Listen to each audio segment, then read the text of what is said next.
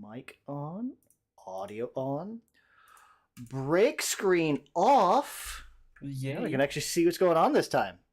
Yay! Okay. Dun, dun, dun. Isn't it like a tradition with this group, though, at this point, that every first episode has something fuck up? Usually, yeah. I mean, it just happens every so often.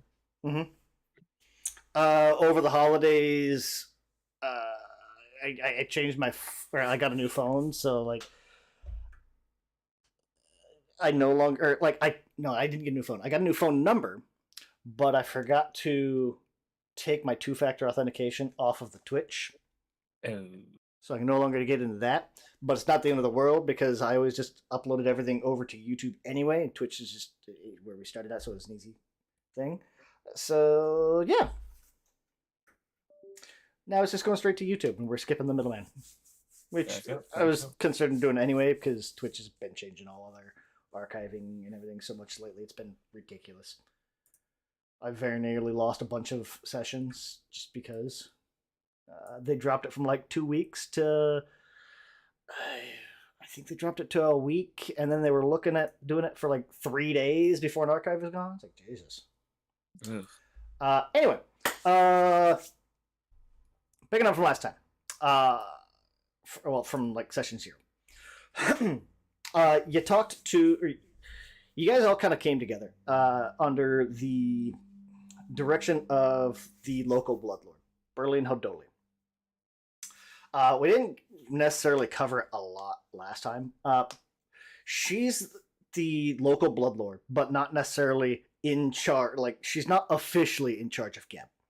Geb itself does have a local governor. I think like a mayor or whatever however you want to think about it. That person is officially in charge of Geb and everything else. Bloodlords are still like the ruling noble class, so it's... I can't think of an easy way to compare it to real life. At least not from my own experience in the States. Anyway. So one is the landlord that physically owns the land, one is the guy that's running it. Yeah, she's... It's like, I know... Yeah, the governor is officially in charge.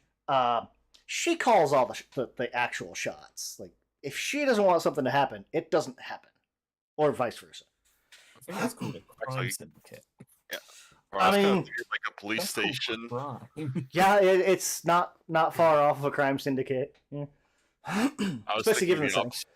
I was thinking almost the opposite direction, like kind of like a police thing, where it's, the governor, like, there's, is it Geb in charge of Geb, and then Great Urge has its governor, but how Toli's like the feds coming in, and the governor is like the chief. It's like, yes, he's in charge of the whole, that region, but when Toli walks in, he is kind of, I forgot what it was like. I forgot what I was watching. It was like, oh, who's in charge here? Oh, I am. Oh, not you. I'm clearly in charge. I'm here right now. You were in charge. I like to picture like Berline when she walks in. It's very much like, oh, who's it? Oh, you're in charge? That's cute. Go sit down.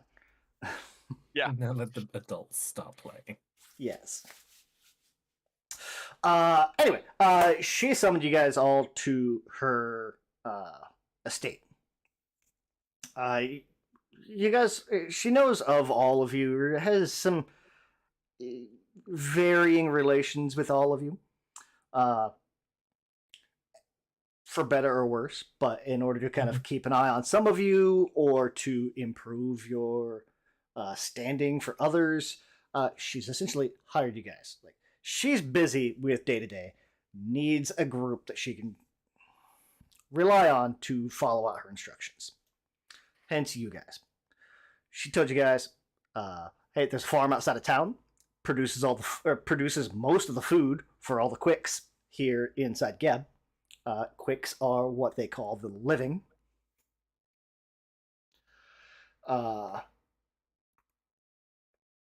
Farm missed the last couple shipments. You guys were supposed to head out, figure out what happened, salvage what you could, and come back and let her know what's up.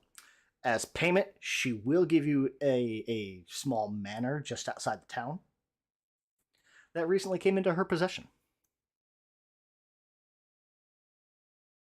Did you actually question how it came into her possession? There's like a whole legal stuff.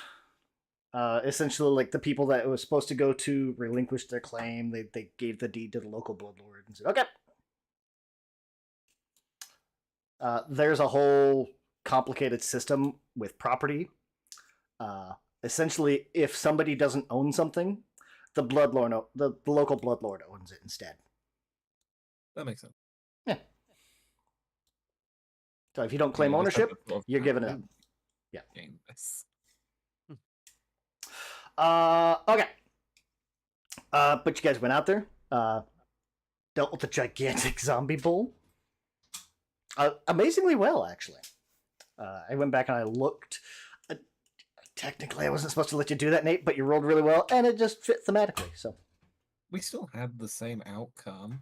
Oh yeah, exactly. And no one died, so you know. Oh, apparently, the fight still happened, and I was already in melee. So if anything, we had a disadvantage and some fun roleplay. Yes, that's the main thing. The good roleplay. You guys dealt with all that. Found a couple of. You found like a scrap of cloth on her. Well, now late cousin's hands that had it looked like a 3-fingered hand, like the pinky had been partially cut off. It was stitched into this piece of cloth. Which, if I remember right, Rodolph recognized belonging to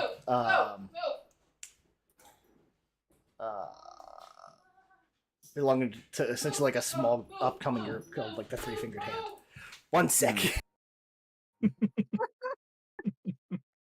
We're undead. The fact that we're moving at all is impressive.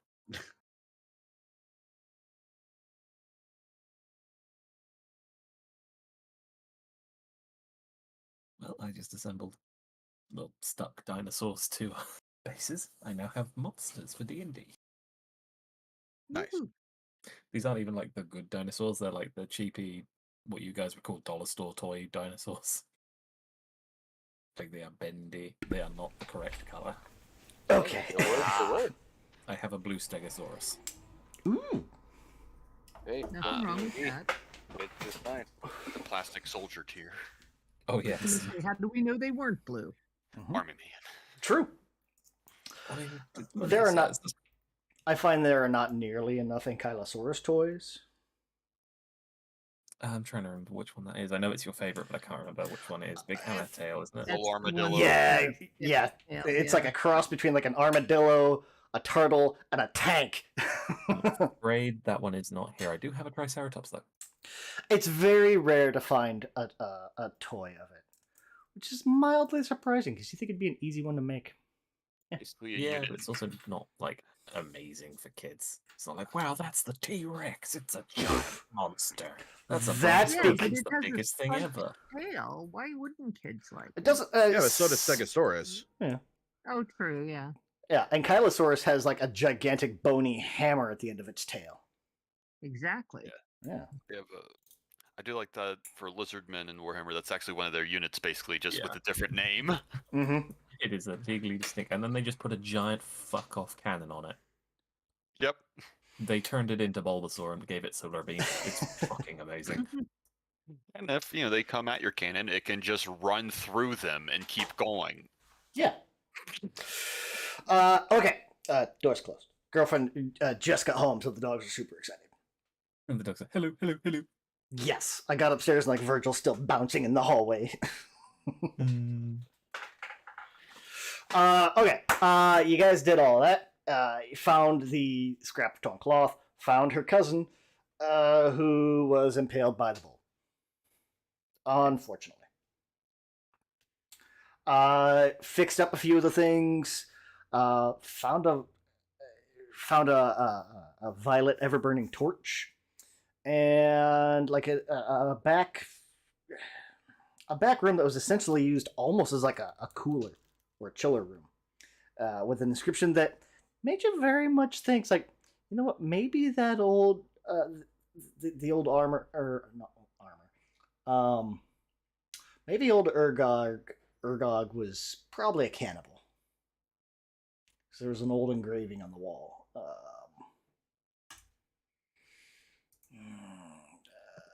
Urgarg sups here, enjoying meals with friends and foe alike. Yeah. Oh, yeah. That was weird because they usually kind of scorched earth, that kind of thing. Yeah. But yeah, you guys did all that and headed back. Oh, you also found a packet, or like there was somebody like trapped in a, or not trapped, smooshed in a gate that had a packet of like this strange gray paste. You guys, I want to say identified as Thanks. like brain something, I think. Oh, I Brain thought the brain grit was what was on the food. Is the paste the same stuff?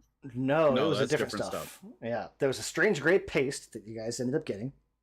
I want to say you figured it out. Does it say what it is? Let me see. It was similar to the brain grit. It had a similar effect, but it was a different product. The stuff that was mixed in with the grain was. Oh, that was the brain grit. Okay, brain grit was mixed in with the grain. It was mixed in, not like super well, but it was mixed in enough that you couldn't like really isolate a sample of it or anything. But the gray paste was, Jesus, what the hell was it? It was something. And now I can't find what It the was heck it was. Jesus. 4 packets, all but 1 were smashed. You got that. Had a lesser anti-plague in there. What the heck was it? I'll remember it later, probably. Yeah, I don't know that we learned a name. All I know is we learned the effect. Yeah. But it was a different stuff. The gray paste is what you got a sample of. The stuff that was mixed in with the grain was like almost like a pinkish powder. Mhm. So you got that. Yeah, and then heading back. She did lend you guys a wagon, so at least you can make it back relatively quick. We'll see you guys. Let's see, what time is it? World clock. Oh, I don't have a time on there. Okay, perfect. Let's see. You guys made it there. You got to the farm probably right before dusk. So getting back, you figure it's probably going to be Early morning. yeah. You figure you take your time getting back. You can probably get there early morning, right around sunup.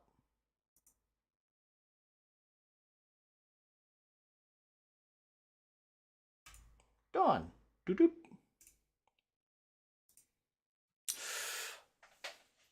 So pulling into Haldoli's estate. Yeah, again, you'll see kind of the zombies roaming around. The occasional corpse handler handling them. Very quickly, I forgot his name too. God damn it! Not the butler. Essentially the butler. It's got a more formal name. Yeah, like the major domo. Yeah, Major Domo. That's the word I was trying to think of. He would kind of show you into the dining room. And I kind of direct you, well, kindly stay here. I'll go get Miss Haldoli. A few minutes later, Berline would kind of come in, still kind of stretching. Oh, well, excellent. You all made it back. All in one piece, too, I see. Yeah, just about. Well, how did it go? Well, we did find out the problem, but unfortunately, somebody took a horn to a wall. Oh no. So you're gonna have to revive them again. Oh. Were they alive? Before the horn. As you said, they need to be revived. Well, yeah, That's I an have her cousin interesting in back. question. It's possible the bull killed him. That actually is a good question. How would we find that out? If he was alive before? Yeah. I think you guys kind of like, while you were there, like there was a fresh pool of blood and that kind of stuff. Or a pool of. Oh. You're pretty sure he was alive before. And you're pretty sure it was her cousin. I mean, I do have him in a bag if I need to pull that out. Oh, do you? I forgot about that. You remember? took Yeah. him with. Like, here you go. Yeah, I grabbed and then I have that other guy, the one that was Oh, yeah. remember that I had to fold in half because he only had half-sized bags. So yeah, I got a couple corpses if you need them. Oh, I forgot about that.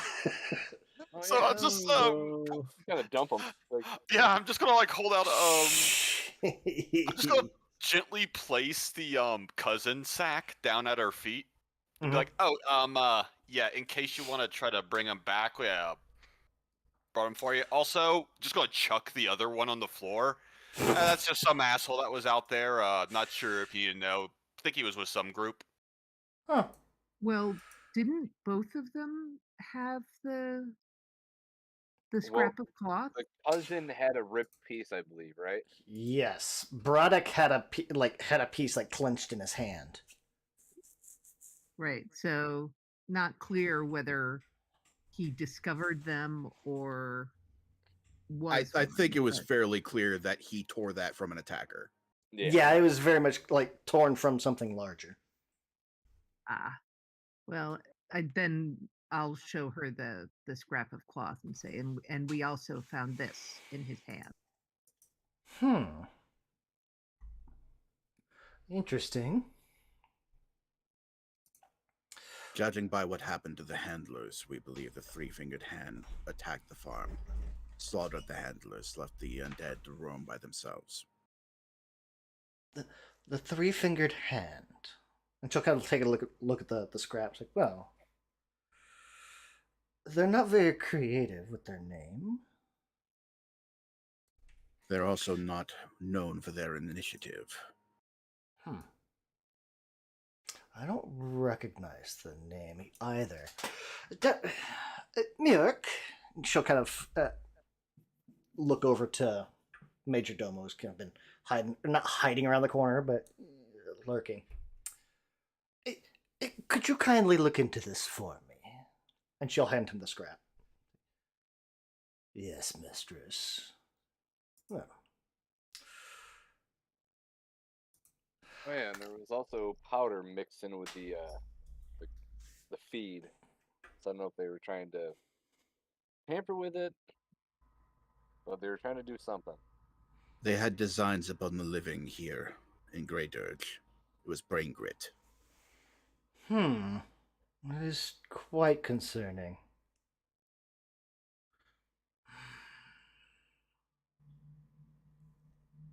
And it's very much like you can she'll kind of like almost scratch at her face a little bit and got that strongly concerned look on her face.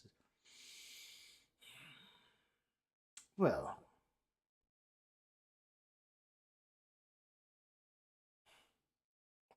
unfortunately, I have no idea what they might want to have done with it. It's not typically much use to anyone, really. It's an annoyance, but I suspect another Bloodlord may be moving against you. Well, it seems I will have to do some more digging myself. And I imagine if you bring your cousin back, maybe he'll have a better idea of what he can tell you. with any luck, and she'll kind of like look down to his body. He's not in the best of shape.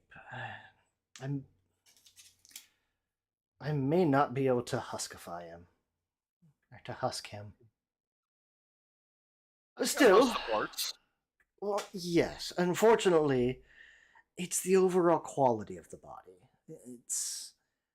It seems Mushgota did quite a number to him, and from the looks of his feet, the rest of the workers.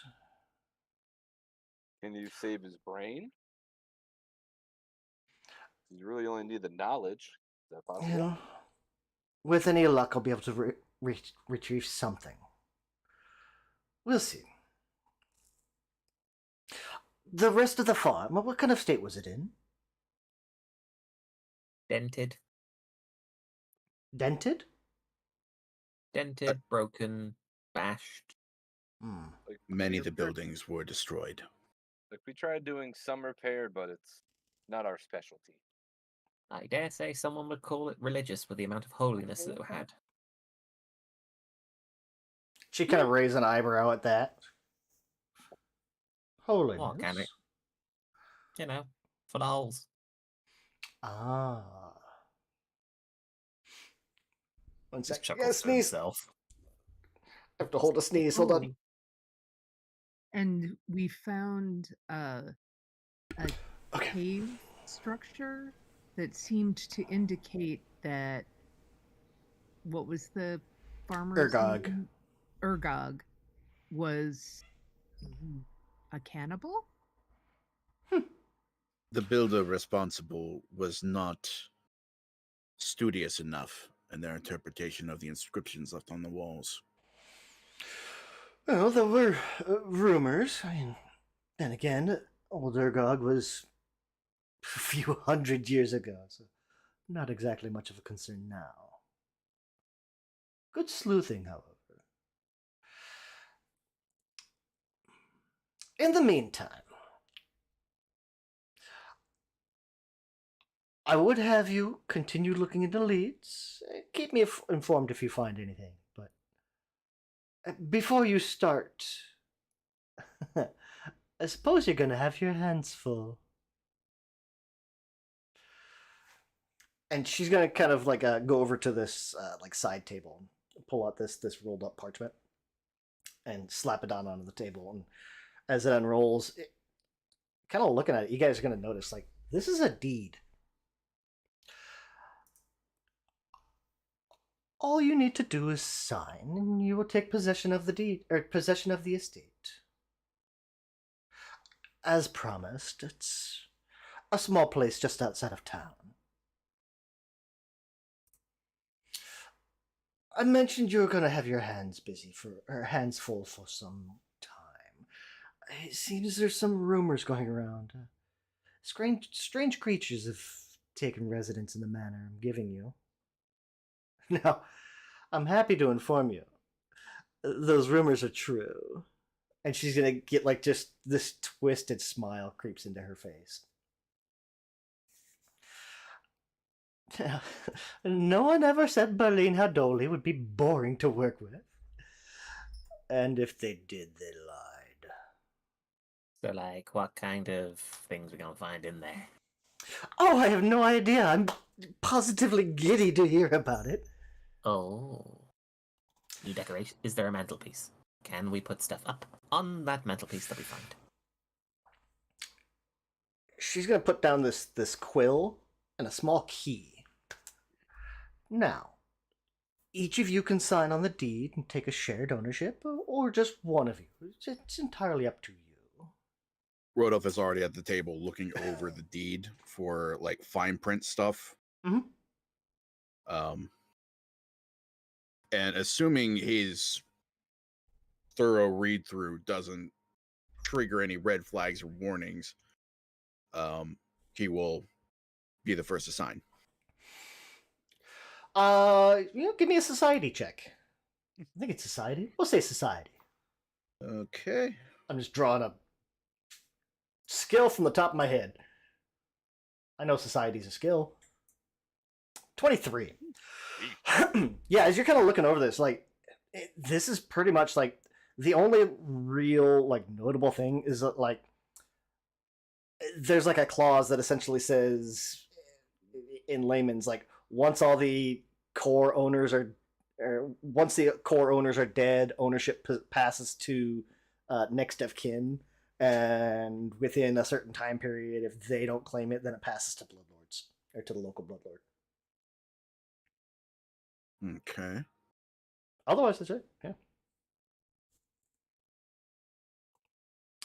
Signing this deed would give you full and complete ownership over Colic Manor.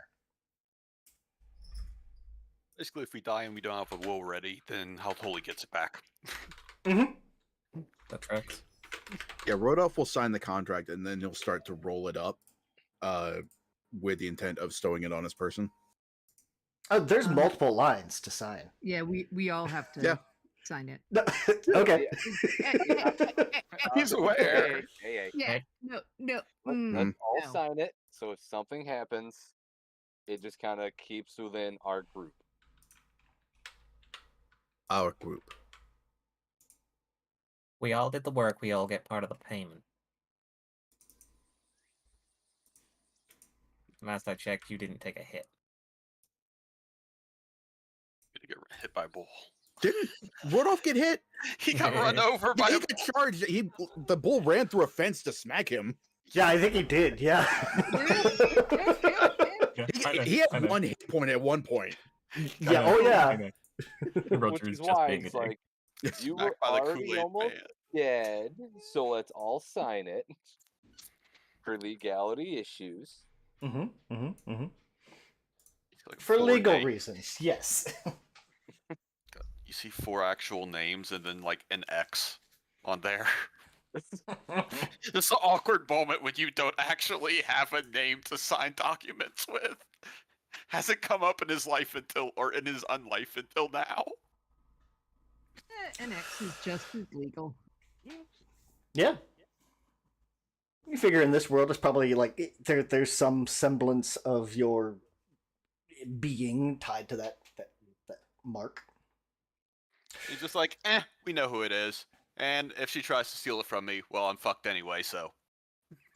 So while you guys are all kind of like fighting over signing this thing, this key, it's the shank of this key is made out of iron, while the bow has like this tiny skeletal hand clutching like a red glass marble. It's kind of this key.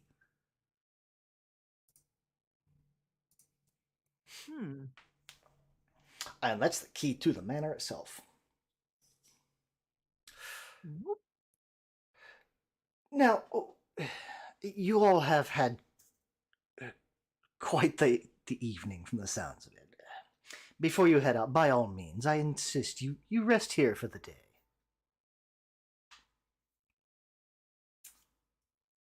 Very gracious of you, Bloodlord.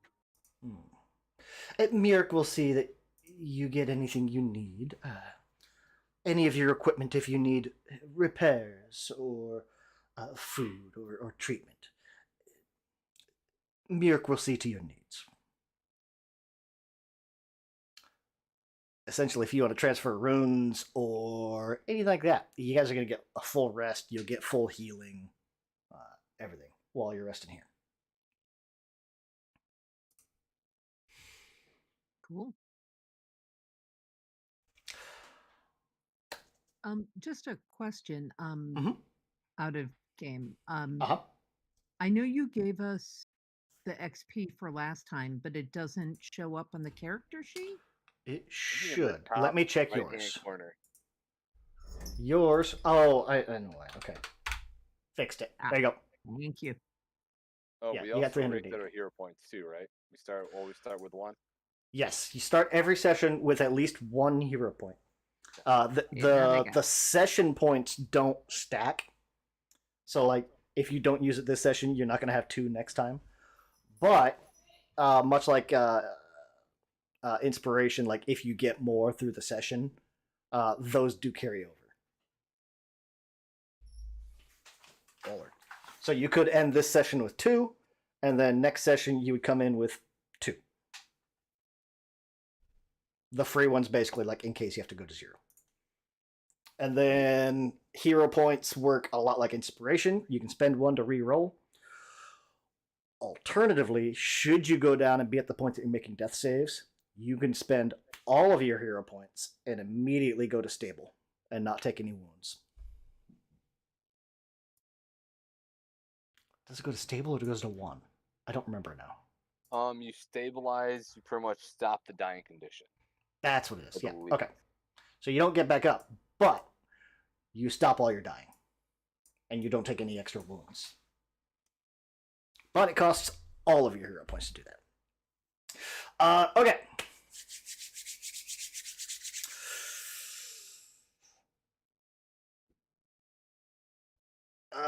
Yeah, so you guys get to take a rest.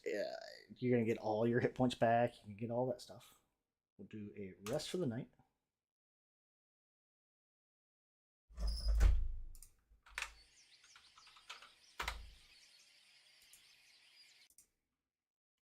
Everyone rests.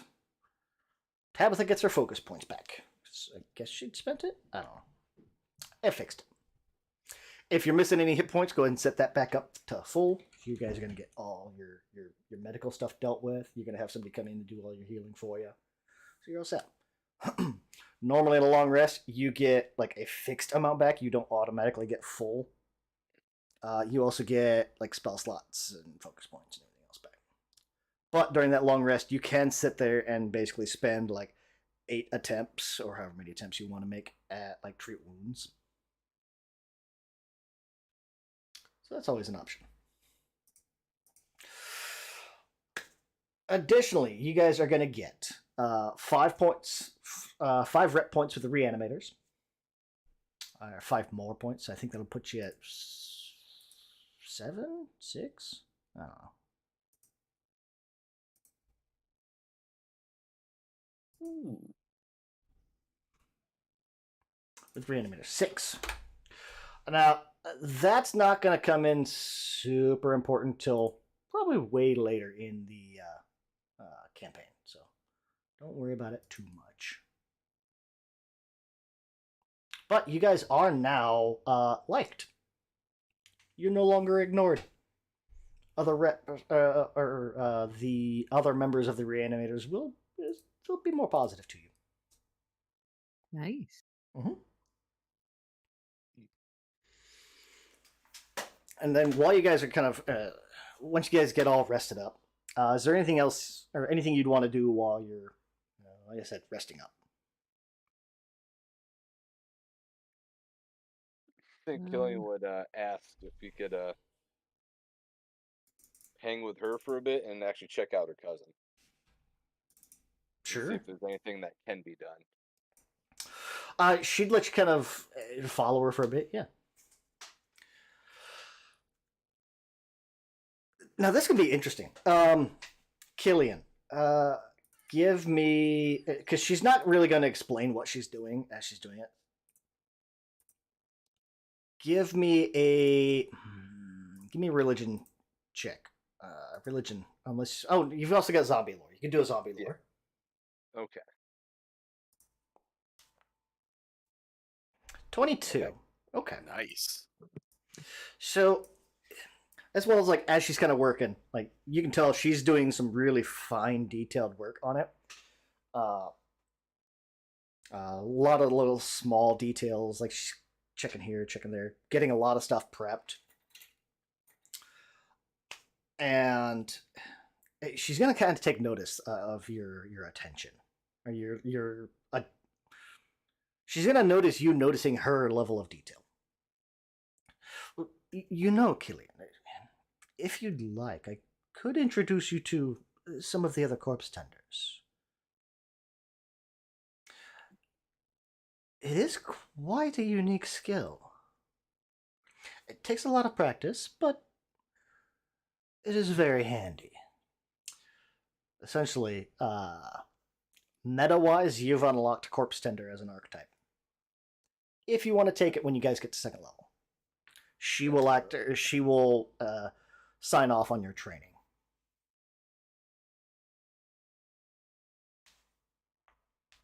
Very nice. If you decide to go that route, just let me know. We can always use more corpse tenders. Especially ones that still have a pulse. Well, I very much appreciate it. I imagine one of those, like, you're also kind of like, she might correct you once or twice, like, while you're watching her. It's like, oh, no, don't touch that. Come over here. Over here. This, that, the other. Like, Do any of you... if any of you need any assistance, I do have various lesser creations that can help you as well. Very, very gracious.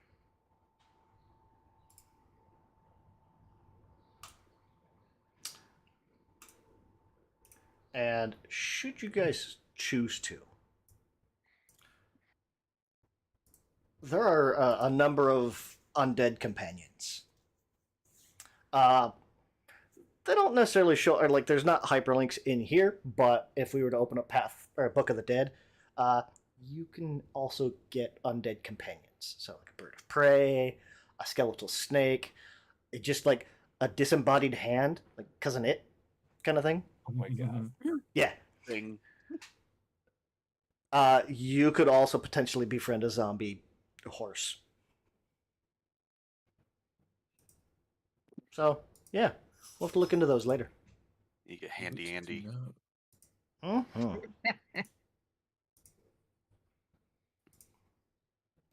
I could see a skeletal bird. You know. Yeah. Like a skeleton vulture or a zombie vulture. Yeah. Yeah. I like the idea of a zombie mount. Just instead of riding on the back, it's just like Princess carrying you down like the road. Yeah.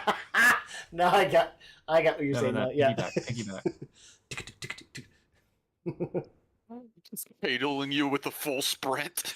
Now I've just got like this, like,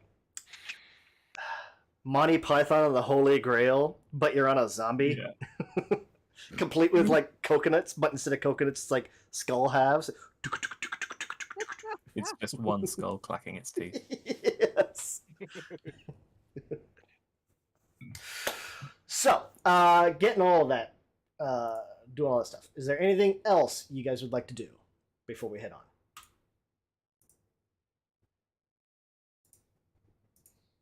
Nothing comes to mind. Going once, going twice. Okay. I mentioned, because, like, Roger, would you like to have that rune transferred? Nah, I'm good. I quite like it on this side. Stick for with the the time scythe? being. All right. For the time being. So, as you guys all kind of get back together later this evening, as you guys are getting ready to head out, Major Domo is gonna not run to catch up to you, but it's like, one moment. The mistress does have one final parting gift for you. And kind of coming around a corner behind him, you're going to hear this clank, clank, clank, clank, clank, clank, clank. As this cauldron, this iron cauldron, is going to come walking around the corner. And it's carved to resemble like skeletal hands. Holding up this metal or iron bowl, and then more hands kind of come out underneath where I guess like the wrists would be.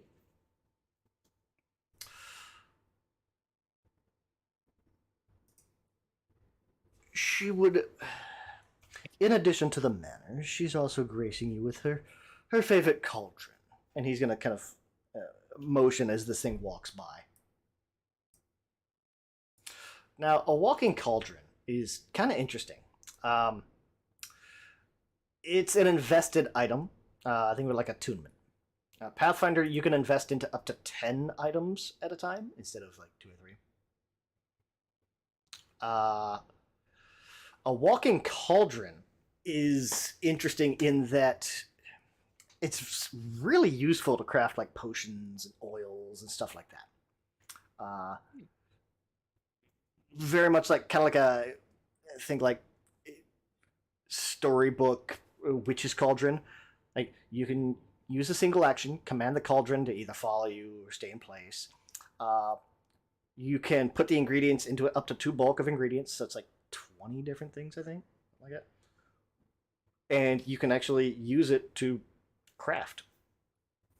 So if anyone wants to, or if anyone is skilled in crafting, or wants to head in that direction later on, you have a walking cauldron that will, if you want it to, travel with you. If you don't, you can either sell it or leave it at your manor. You have options. You have an actual witch with like +7 crafting. You do, yeah. Oh, and yeah, she would have taken that torn red cloth. Got it.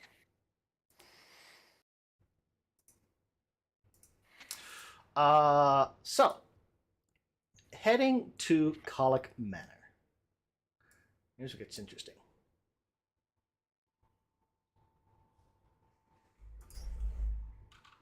Oh, we're gonna do this. Okay.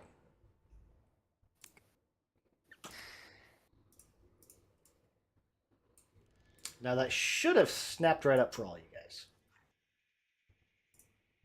I tried to make sure to preload it. Yeah. Okay. I'm sorry, I'm creaking, guys. I also set the sound so like it's only going to play through once, and that'll be it. That way, it's not constantly going in the background. Fair.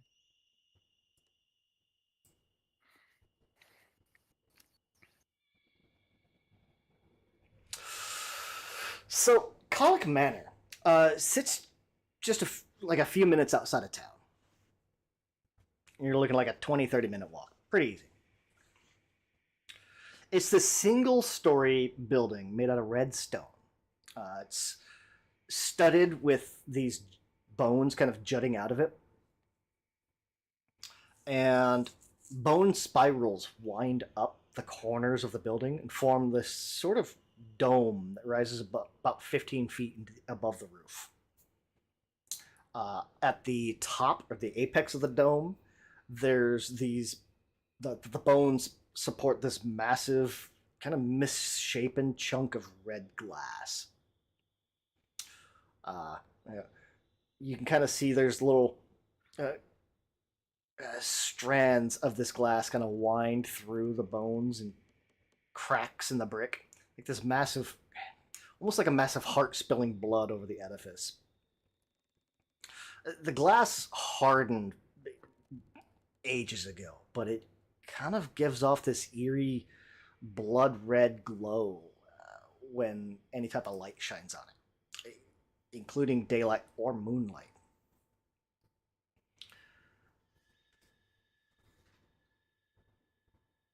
And let me see here.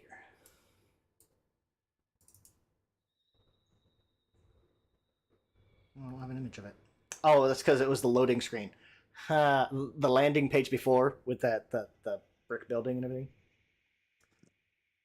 If you guys remember it. Let me see. Yeah, with the blood running down the side. Mm-hmm.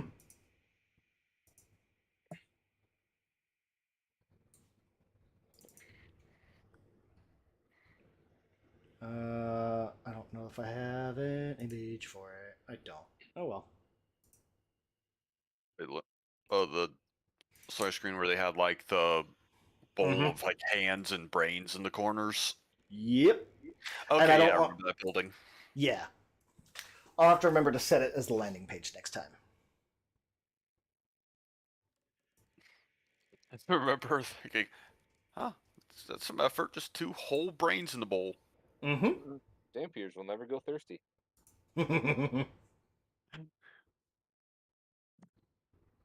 Just stand under the overhang.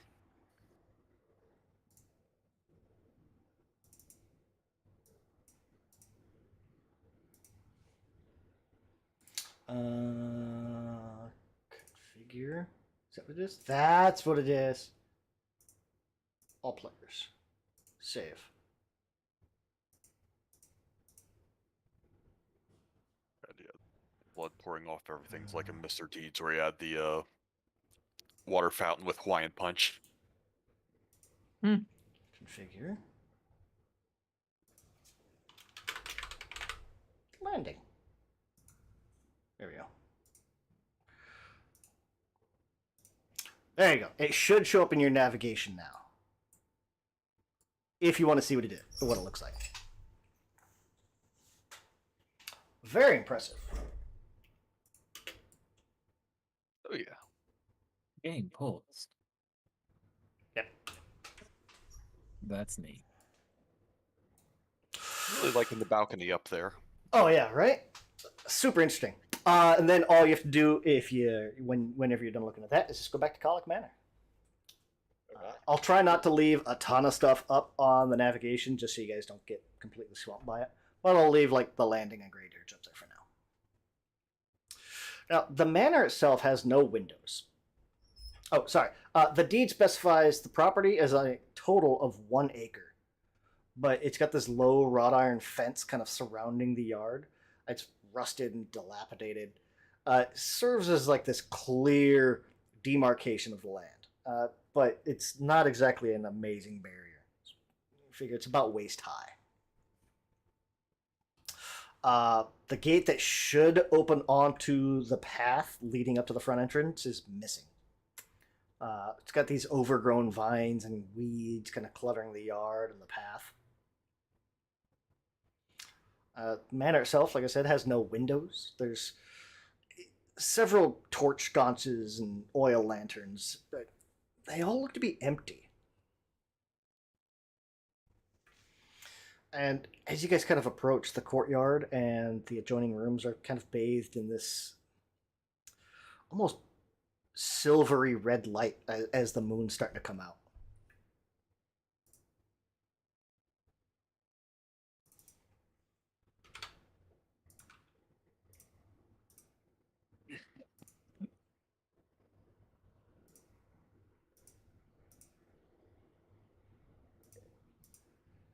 Should be like that. There we go. Just past nighttime.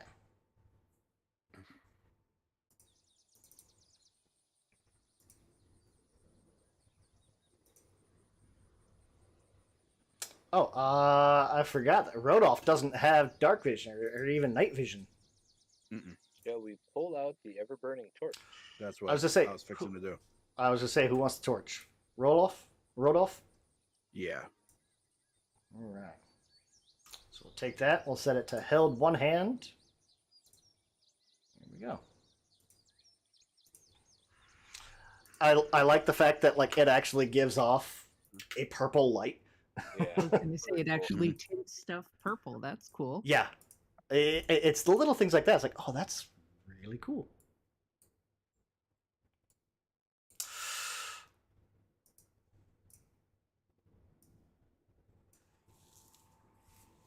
Let's see. Manor has no windows. Oil lanterns and torch sconces are empty.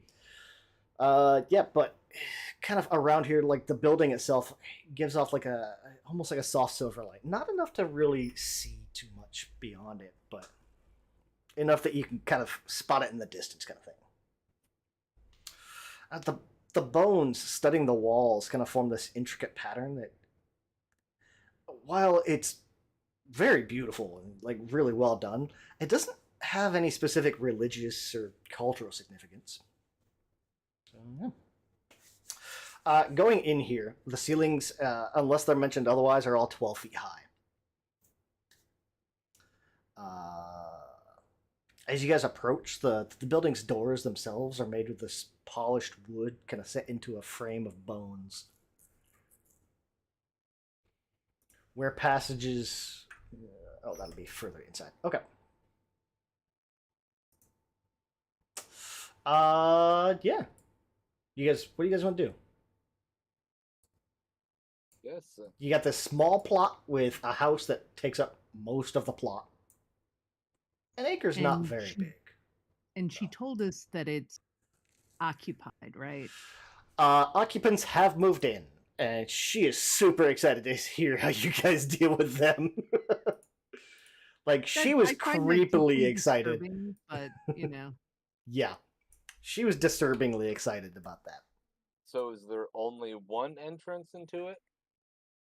As you guys take a walk around, yeah, there's pretty much just the main door. You'd find probably a fireplace you'd find the outside of a fireplace on the outside. Okay. You said the gate was like completely gone. Yeah, the front gate's missing. It's just got this low wrought iron fence all around the plot, so it's not exactly like fortified or anything. So, do we go up and knock? I know we own the place. Does that mean do you two have to be invited in? Just looking at our two. We own this manor. We Yeah, are we clearing own out it. the occupants. it's Just checking. ours. We don't need an invitation. Okay, just to clarify going forward, do you still need an invitation, or can you just walk about the place? I believe that's an old wives' tale. I know several old wives. That's who I heard it from. I'm wondering. I would like the clarification, though, please. I mean, mean, as a practical matter, out of character, I don't think that's a thing, but Yeah. I will just say I have never had an issue getting any place I needed to be. Okay, cool. Very convincing to get invited. So. I didn't know if it meant like we'd have to go in first and be like, come on in, as you followed us behind. Like, I'm fine with being like a breaching team, but Well, if you want to go first, grab the key and go on in. really? We don't all want to do the thing where we sort of all put the key in and turn it at once since we all own it?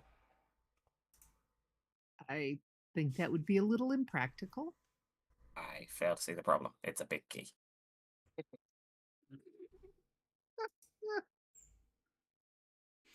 Who wants to open the door? Roger, no one else is taking the key. So as you guys kind of come up, there's this rough cobblestone path, kind of overgrown with grass and weeds. It comes up to this pair of heavy wooden doors set into a frame of bones. The door knockers are like actual skulls with these gaping jaws and an iron rung that kind of serves as door handles. I knew him. Marcus. Nice chap. Just puts the key in the door. Yeah, as I say, you kind of, as you go up, like the door itself is locked, but you've got the key for it.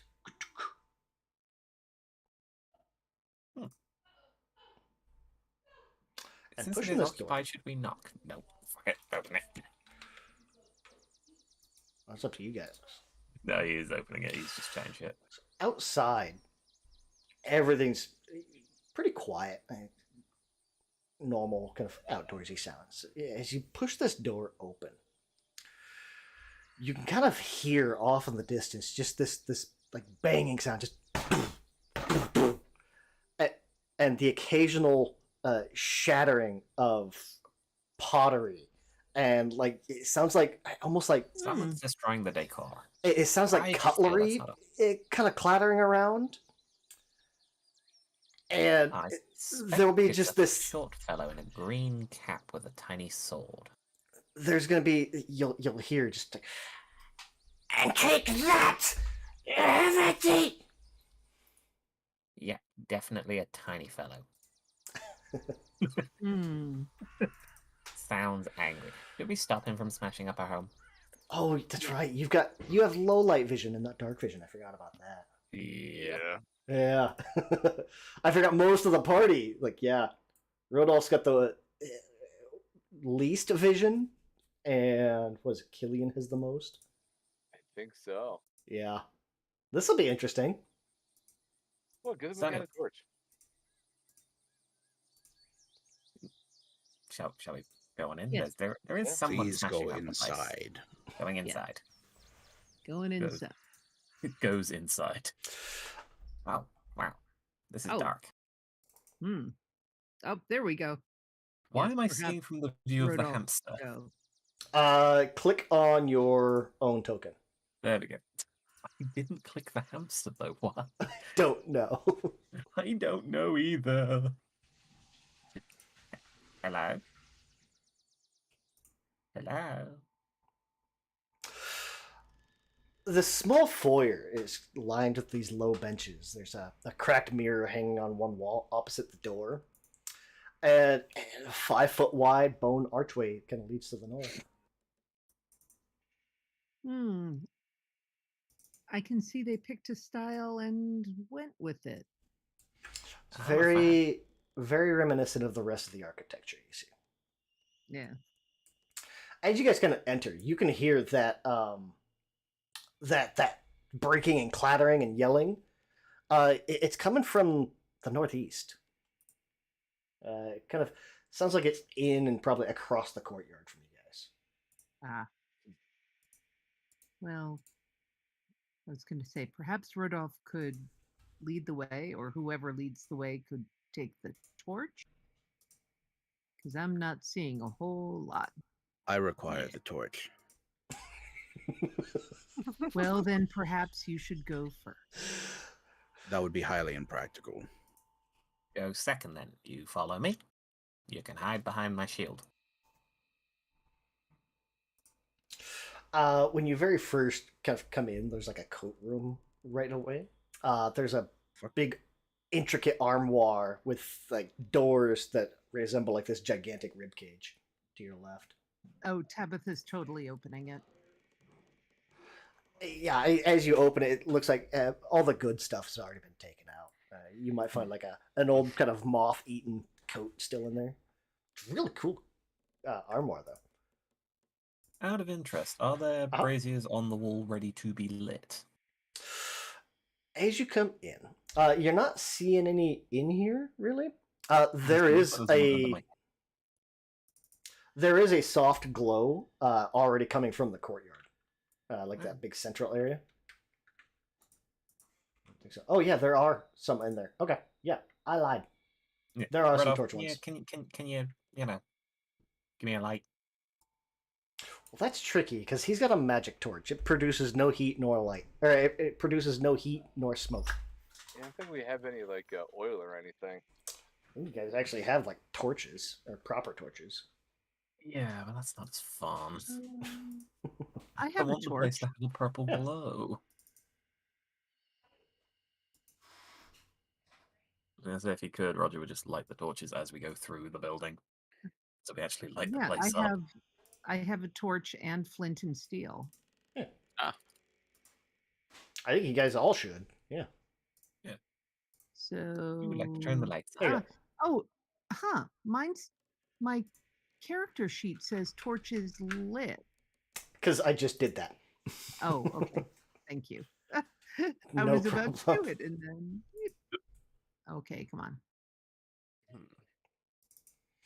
So if we still hear like smashing. Oh yeah, it's the whole time. So just gonna kind of as walking forward, shout out, "Hey, so whoever the fuck's out there, this is you're evicted. That's currently my shit you're smashing. I'm gonna need you to stop. I will stab you if necessary, so cut it the hell out." This is why he can't remember his name. Head trauma. I don't know what you're on about. There seems to be no trauma to the actual head there. It's empty, but there's no trauma.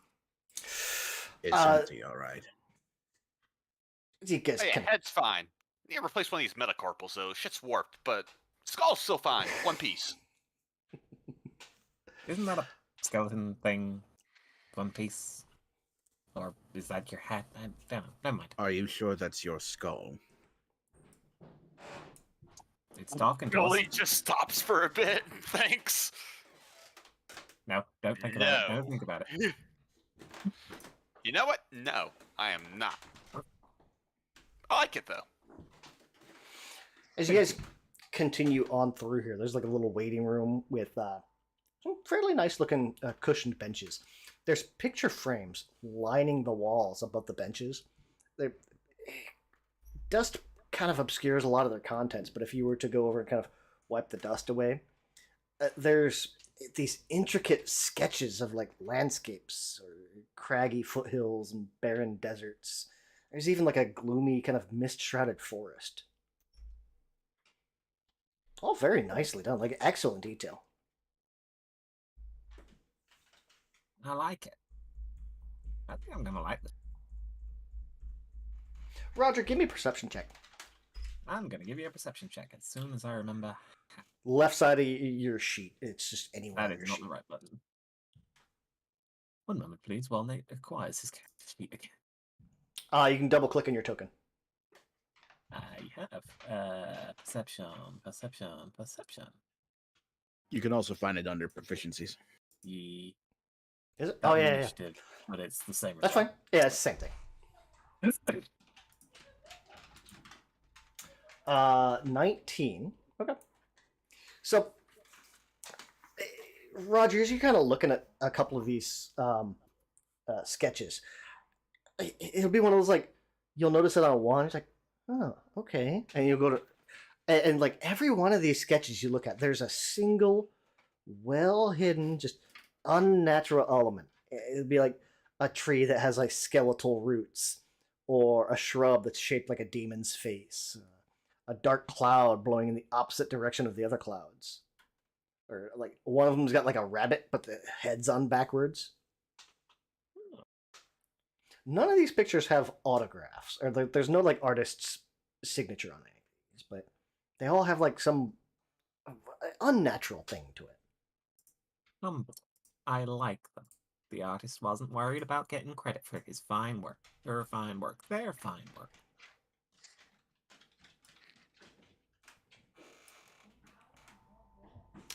This big old courtyard.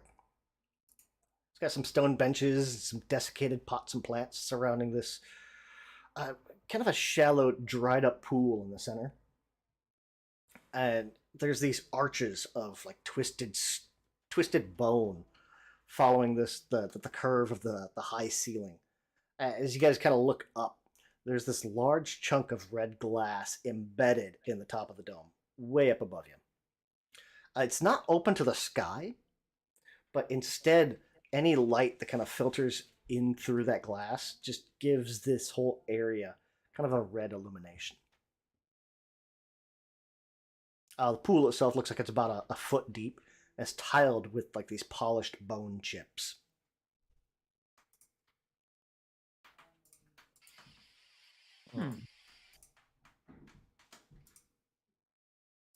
Okay.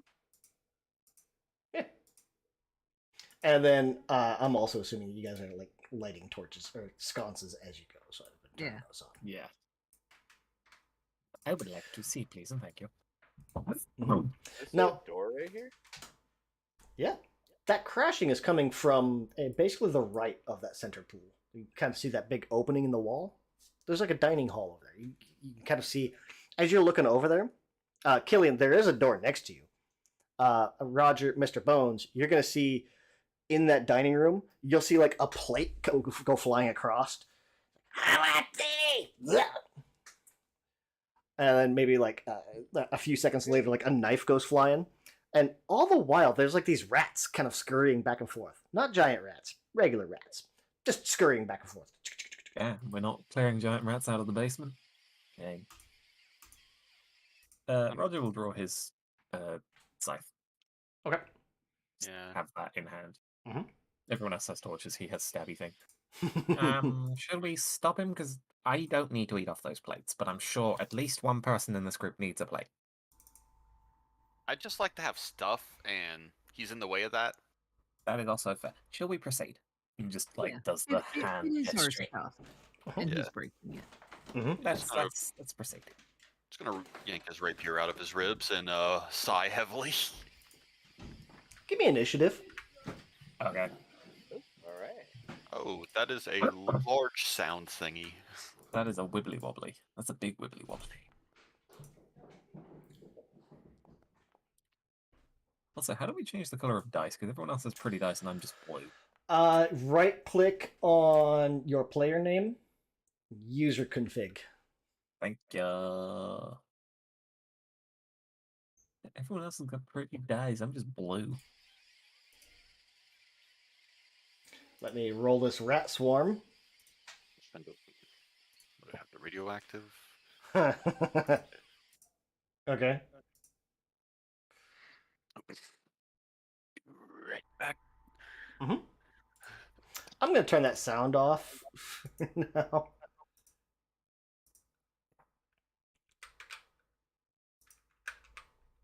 Woo. There we go. Oh dear. So, Roger, as you come up here, there's a scene here. There is to the south. There is a stump of a hand yelling in like. There's a stump of a hand. First off, it is like occasionally it'll like drop onto the broken base and it'll throw something and it'll hop back up and it'll kind of wiggle the stump and it's like yelling and cursing by wiggling that stump back and forth. Get out of my kitchen! Get out of my room! Yeah, and it'll throw something. And the other end, you've got giant rats, or not giant rats. You have a swarm of rats kind of running back and forth. Now, every time this guy throws something like it's always like a narrow miss. Like he might catch a rat here and there, but it's very rare. Like these rats are kind of keeping their distance. But yeah, there's a scene clearly. Fight. Oh, but the rats go first. Yeah, we all rolled so well on initiative. I know, right? The rat rolled a 14. And somehow beat all of us. Yeah. And the hand rolled a 9. And I came up like in the middle. Yeah. Yeah, ties go to the NPC. Between characters, you guys get to pick yourselves. So. Rat Swarm. Let's see. Just movement. I gotta learn these new sheets and like where everything's X. Oh, there it is. Okay. 5, 10, 15, 20. I guess as Roger comes in, they'll run to Roger. Oh, hello, little friends. There's a way. I got to double check the keybind. It's going to run up to Roger. And the swarm is going to kind of run up to Roger. They can run onto me? Oh, that makes sense. It's a swarm. Yeah, they have a attack range of 0. So. So they have to like occupy your space. So we'll make one attack against. We'll make one attack against Roger because it saw you first. First attack. Okay. Oh no! It doesn't make an attack. It just does it. Yeah. Each enemy in the swarm space takes 1d6 piercing.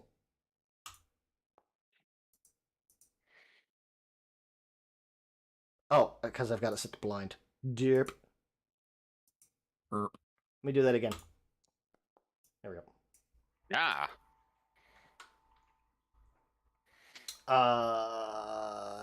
Damage. 1 damage to Roger. Roger, can you give me a reflex save? Possibly. As soon as I left side of your sheet. Feats, perception, intrigue. Oh, also, if you hold shift when you do this. I think yes. Let me see. Yes. Hold shift and click on your basic undead benefits. This thing has a disease attached to it. Oh.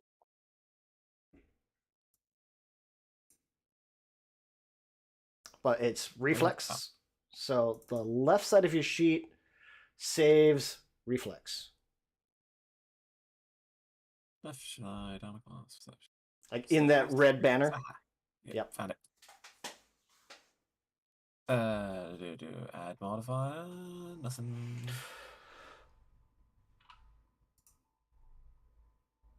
I just wanted to roll, please and thank you. Thank you. Alright, we'll add 1 to that, because you have, Oh, is that only on fortitude saves? You should have a +1 to it.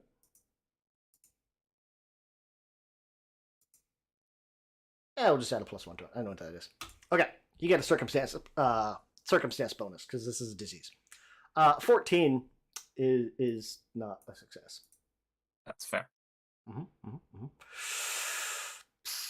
Let me find it.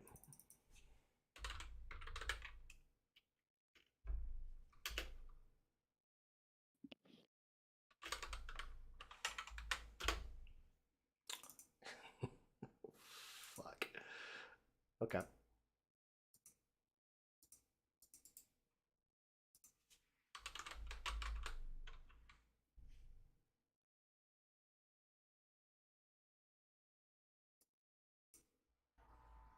Nope, not that.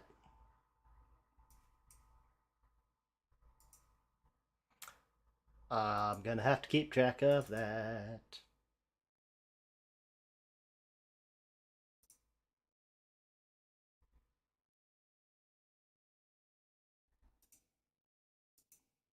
There we go. Okay. And it'll bite you again. Sure. 4 damage. Roger took 5 damage this whole round. Okay. Ow. Oh, there it is. Okay.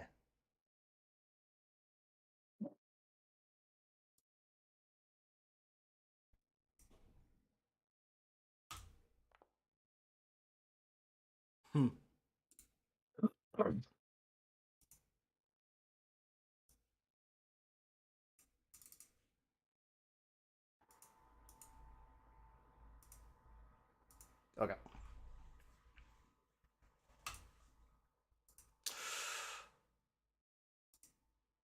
Rodolph, you're up.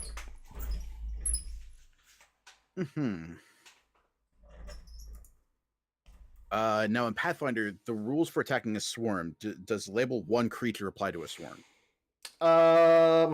For which one?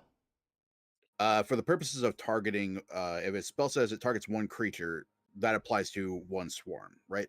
Yes. We'll say yes. Yeah, I believe Yeah. simplified swarm, so it's not as much of a pain in the ass. Yeah. Okay. Compared to before. Yeah, it still counts as a single creature. It's just it's got a few traits like swarm trait. Let me see. So like we're not totally screwed if we don't have AoE. Yeah. Gotcha. Swarm trait. Where is it at? Not swarm domain. The monster does not have a single mind because of swarm of smaller creatures. It's immune to mental effects that target only a specific number of creatures. It is still subject to mental effects that affect all creatures in an area. Okay, then in that case, Rodolph is going to get close enough to target the swarm with a kinetic ram. And this is going to be the 2-action variant, where the distance the target will be pushed if it fails is doubled. So 20 feet on a regular failure, or 40 feet, I suppose, on a critical failure. So let's see if this works. Fly. So it needs to make a DC 17 Fortitude save.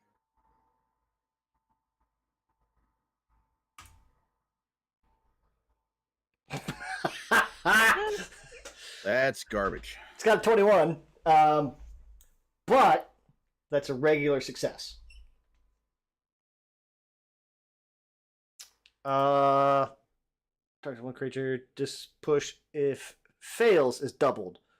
And on a critical failure, it's also knocked prone. So it's still pushed back. Because on it didn't make a critical success, so it's still pushed back, I think? No. If it succeeds, nothing happens. Oh, okay. I see it now. Or be pushed 10 feet. Okay.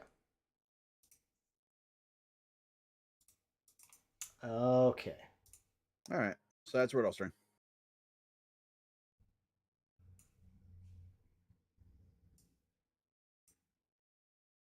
Because that was 1. Moved up 2. Okay.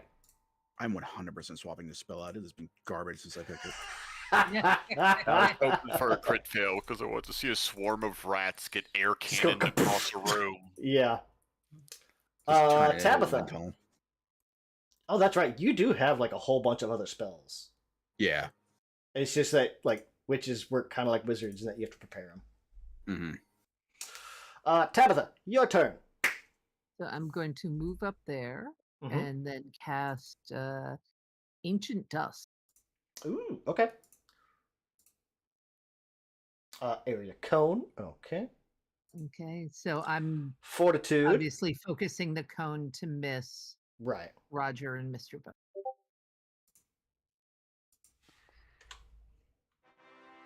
Ooh.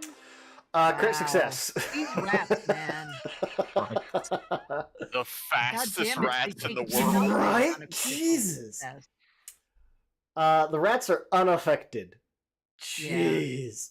These are some hardy rats. Yeah. No kidding. Wow. Like, No wonder the hand I mean, hates them so much. I know, right? It's just We there's a got lot you of them. That's what fair, it but is. this is ugh. Yeah. It's Oh, like yeah. cartoon cockroaches, where every time you stomp down, the entire swarm scatters, and as soon as your foot moves, they're right back where they were. Like they all like dove behind chairs and under the table and popped back out. Each had its own chair, like they choreographed this ahead of time.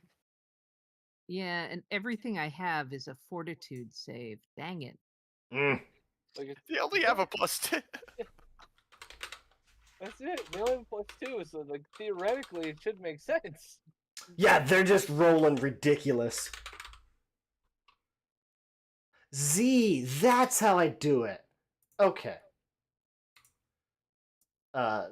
Token cycle. Because that rat's there. There we go. I was trying to remember how to cycle the tokens. I couldn't do it. Oh, it can move on top of Roger? It's been on top of Roger this whole time. Oh. Oh, then I wouldn't have moved that close. But here I am.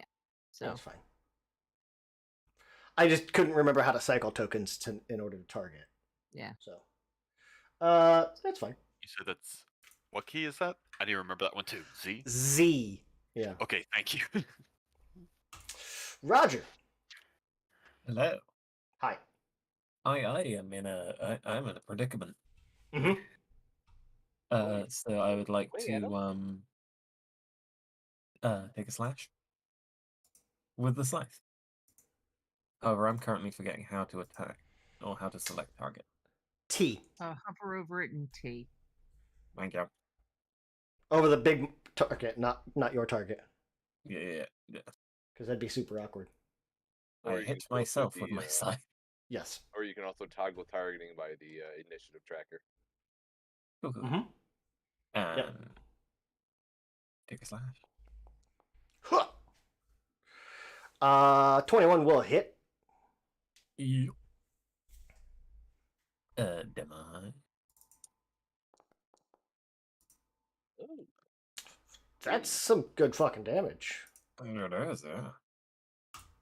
I'm going to hazard a guess and say you can't knock over a swarm and trip it up.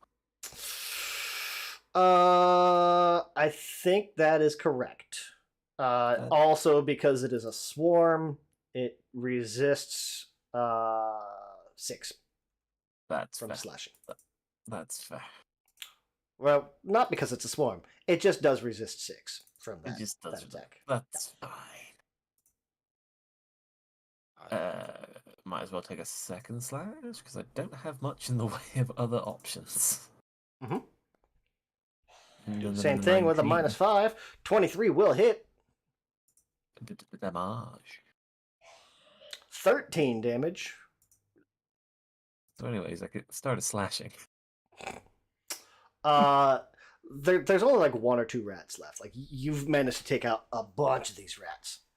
I have done what scythe is meant to do. I put it close to the ground and just rotate it. Yeah, pretty much.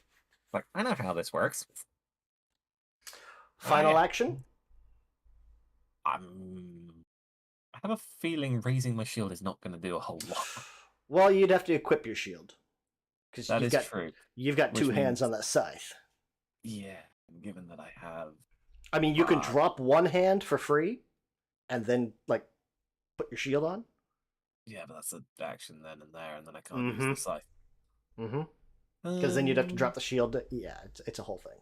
It's a whole ass thing. So Well, you could just take a step, just kind of like move out of the swarm. I could, but then it's likely to move on to party members, and I don't want that. Yeah. So I'm just going to attack a third time with the negative, and 10. hope for, yeah, Oh, yeah. it's unlikely. Fingers crossed. But it's I better mean, than you've nothing. got It's not happening. not with that. You rolled a 7. I rolled a Now, 7. granted, you got a +9, but that -10. Yeah. That is a miss. That is fair.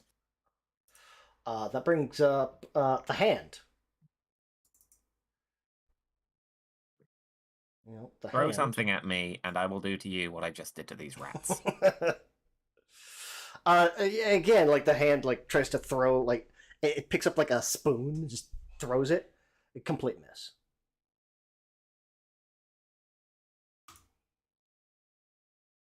Like, how close does it come to Roger? There's only a couple of them left, but like it probably like kind of bounces off Roger. It's not even enough to do any damage. But does it hit Roger? Let me see.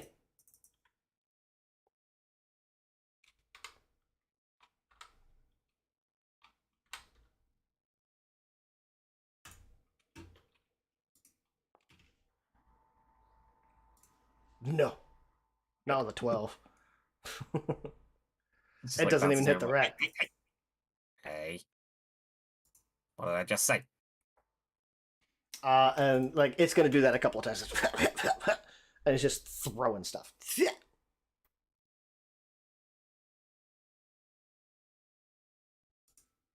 Killian.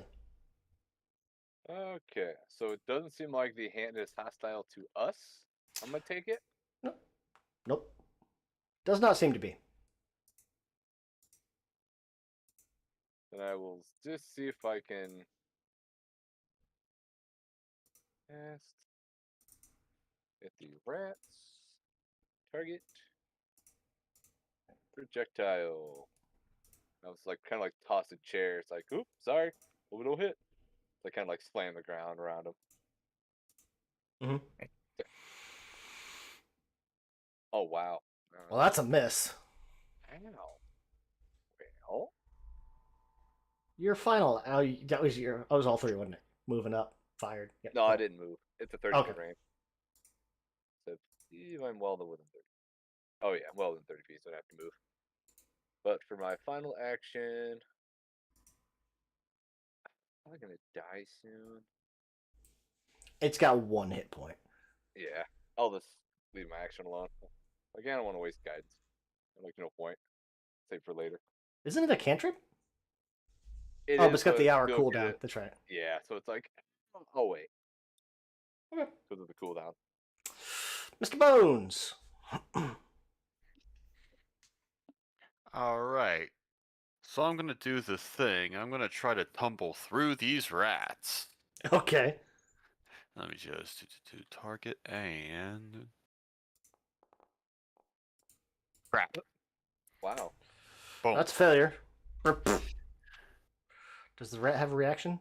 It does not. Okay. All right, trying to find a spot to tumble through because he's focused on the hand that is currently breaking his shit, Mm-hmm. and he's gonna attempt to tumble through again, I guess. Okay. Bam. Yeah. That's a 27 critical success. You don't get any extra bonus, but you tumble through, and you gain panache. Aha. And Wing, wing, wing. also, did I hear like yelling coming from this room too earlier? Yes, the hand right behind you. Okay, the hand is actually yelling. Okay, that Yes. All right. Well, I already told it to stop, so I'm going to try to stab the hand, figuring there's like 2 rats. That's not a focus for him right now. Yeah, the hand's not hostile to you guys. It's throwing stuff at the rats. Ah. Okay. But It's if you want to specifically stab at it, the you rats. still can. Yes. Okay. I'm sure if it was breaking stuff, but if it's just throwing it at the rats specifically, then yeah, I'm gonna just kill the rats then. Okay. That was actually a Okay. double critical success. Like, you rolled exactly +10. Hey. Oof. yet- Okay. He used that double that's a critical miss. stabbing. Yeah. Oh well. And that'll be Unfortunately. my turn. You know what really sucks? Guidance would have made that a hit. Oh, Sorry. That's what I get for trying to do damage. I was just saying it because Killian was saying, it's like, I'm going to hold my guidance just because of the cooldown. Yeah. Rodolph.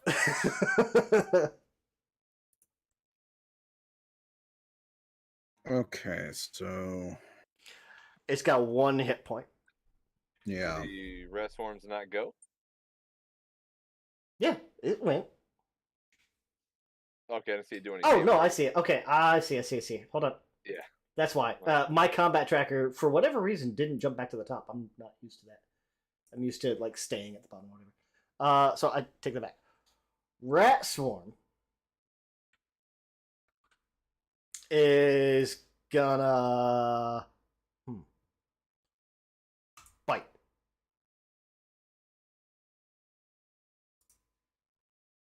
Jump. Bite Roger. Bite Roger. Again with a 4? And third action, bite Roger. Jeez. What happens if you get exposed to a disease multiple times? Does it increase the starting stage? I don't remember. Diseases are weird. I don't know. Yes. I'm gonna say no for now until I can figure that out later. I think if it was like a higher level disease, it might. Yeah, No. we'll figure that out later.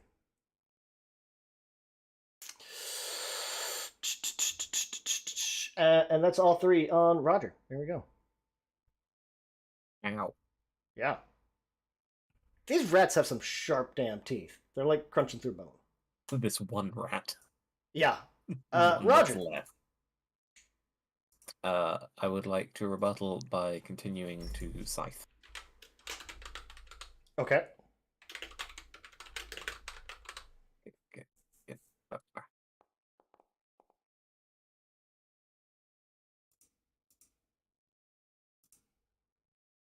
And I'm going to hazard a guess and say that hit. 23 will hit. Yeah. Yeah. It should say that it hits on you. There we go. Oh yeah, it does. I would like it to cease breathing, please. It does. And it turns into a blood splat.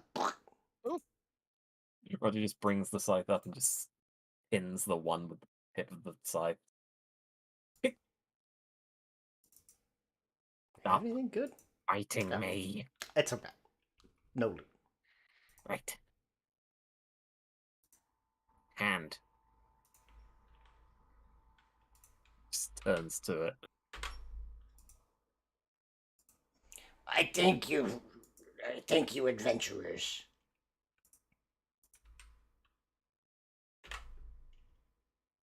Why were you throwing our stuff? Your stuff. I was protecting my area.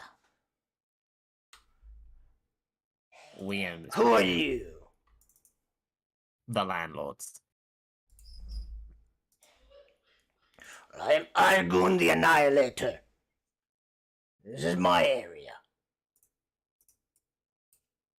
Well, was your area. Rodolph will produce the deed and kind of unfurl it, hold it up.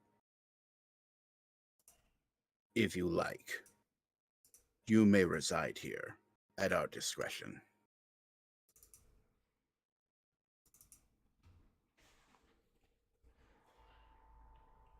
Give me diplomacy, Rodolph. Okay. If you have any bonuses with like a make an impression or like that.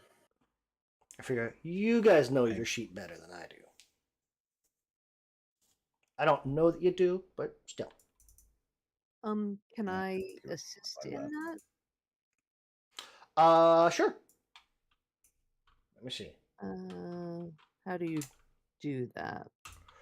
Roll, basically the same thing. Roll diplomacy. If you can do a 15 or higher, you'll get a +1 or 2, I think.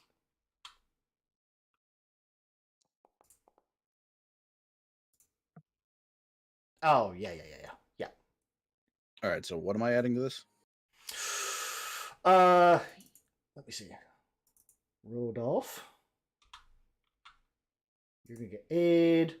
That was a regular, so you can get a +1, I think it is. Okay. Let me see. +1. There we go. It should automatically do it now. If I did everything right. Hey, it did not. Yay! It did. Yes, it did. If you look at the diplomacy, at the skill check... Oh, it changed in my sheet. Okay, I see. Yeah. It actually changed in the roll. Yay! You know, that added everything to my character sheet, all the skills, too. So, like, oh, that did it? Me. Wow. Yeah. Okay, cool. Yeah, so what I'm doing is basically... what it's supposed to be is, if you want to aid, I think it's like a flat DC 20 using the same skill. Starting out, I'm just going to use like level-based, which for you guys right now on a normal check is 15. And then as you guys get level up, it'll get higher. But so will your modifiers. Makes sense. You'll see kind of Argon the Annihilator is going to kind of go up and like kind of hop onto the back stump and like he'll run his fingers over this deed. Yeah. As the new, let me be the first to welcome you to Karlach Manor. And kind of waves his fingers around.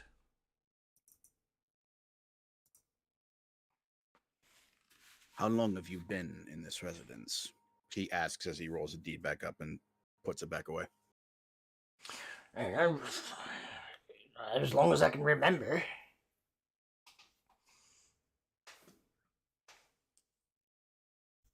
Are there any other occupants that we should be aware of? A number of those foul beasts, and kind of point to the rat corpses. A bunch of them downstairs and a few other rooms. Nothing. You all seem competent enough. You all can do well.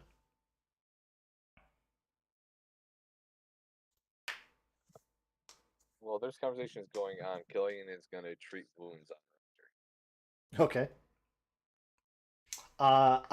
There's a macro now. Under if you go to the macros directory, basic actions, treat wounds and battle medicine. It should give a big old pop up, and like if you have battle medicine, it'll let you do that. If you don't, it'll do some other stuff. Hey, not bad. And that was to Roger. Yes.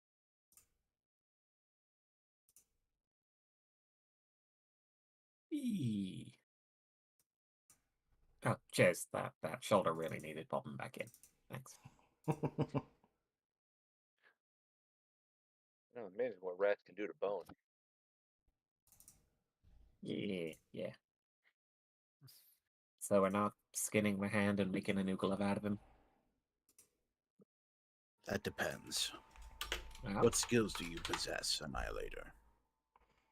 There's Argon the Annihilator.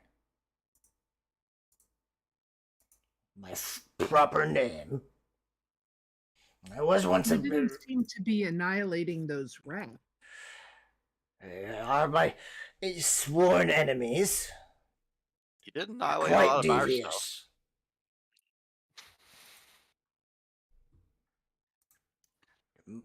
quite numerous. And before you got here, there were many more. Do we I'm see any more sure. blood lying around? In here, no. I see no proof of this, but we'll take your word for it. How good are you at cleaning up? What do you mean? Can we trust you to take care of this mess while we clear out the rest of this house? Do I look like a butler? You look like you're handy.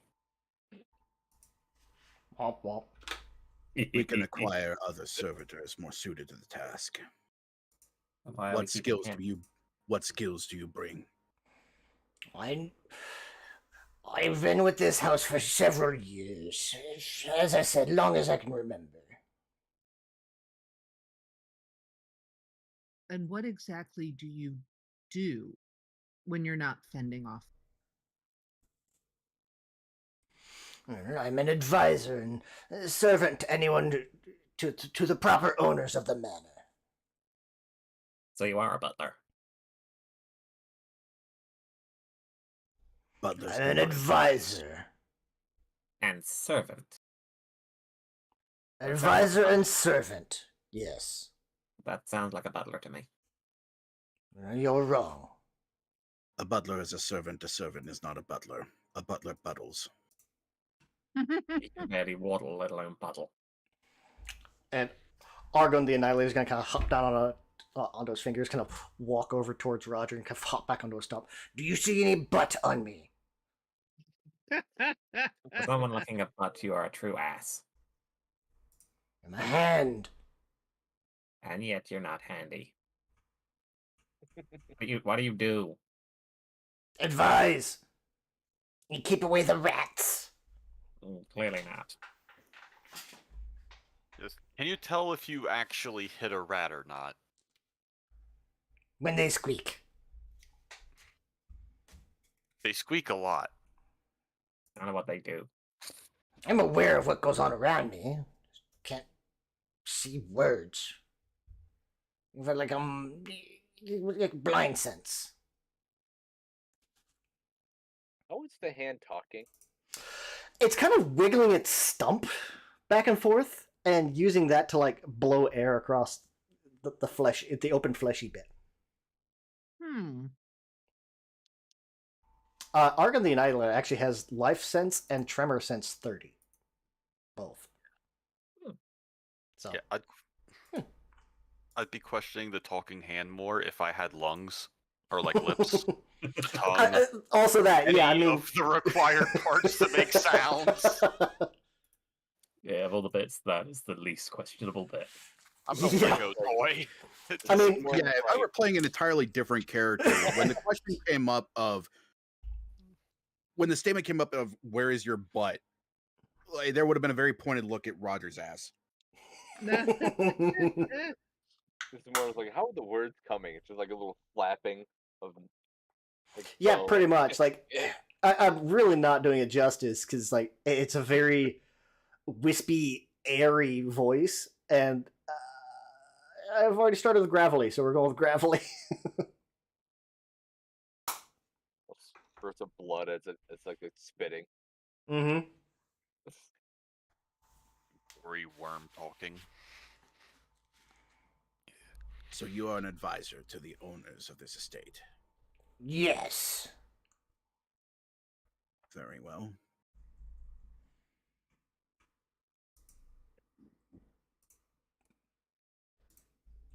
And he'll look to the rest of the group.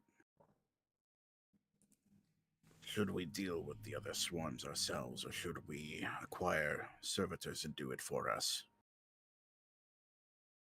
Well, imagine it's all in our hands. That is why I'm asking, what should we do next? Gonna serve. I don't think they're real good at fighting. Since our Lord pretty much said it's our responsibility to clear out the house. And we can acquire zombies to do that for us. Well, I think we should explore the mansion in any event and clean up as we go, I suppose.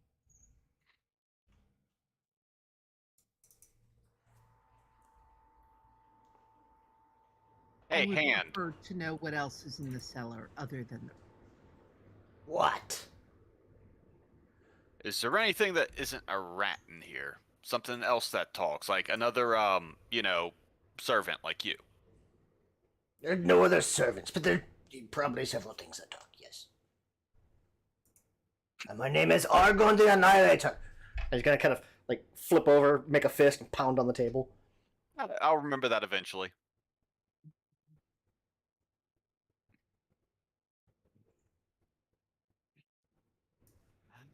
Let's just go downstairs and see what they're.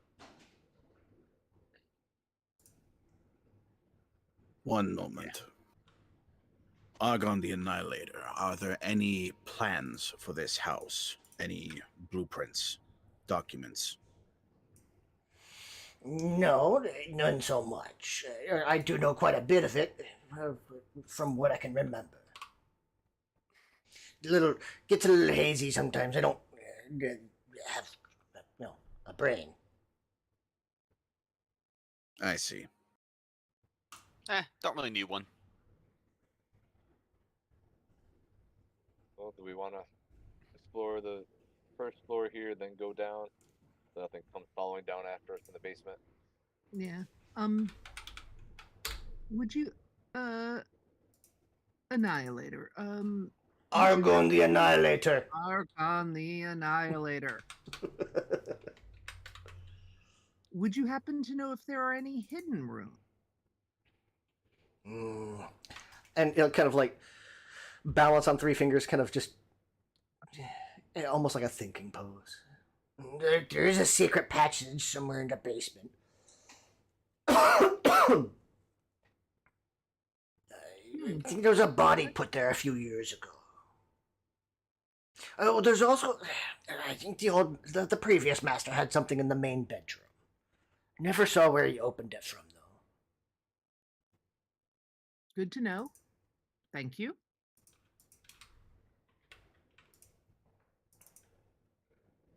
Well, let's check out the rest of this floor then.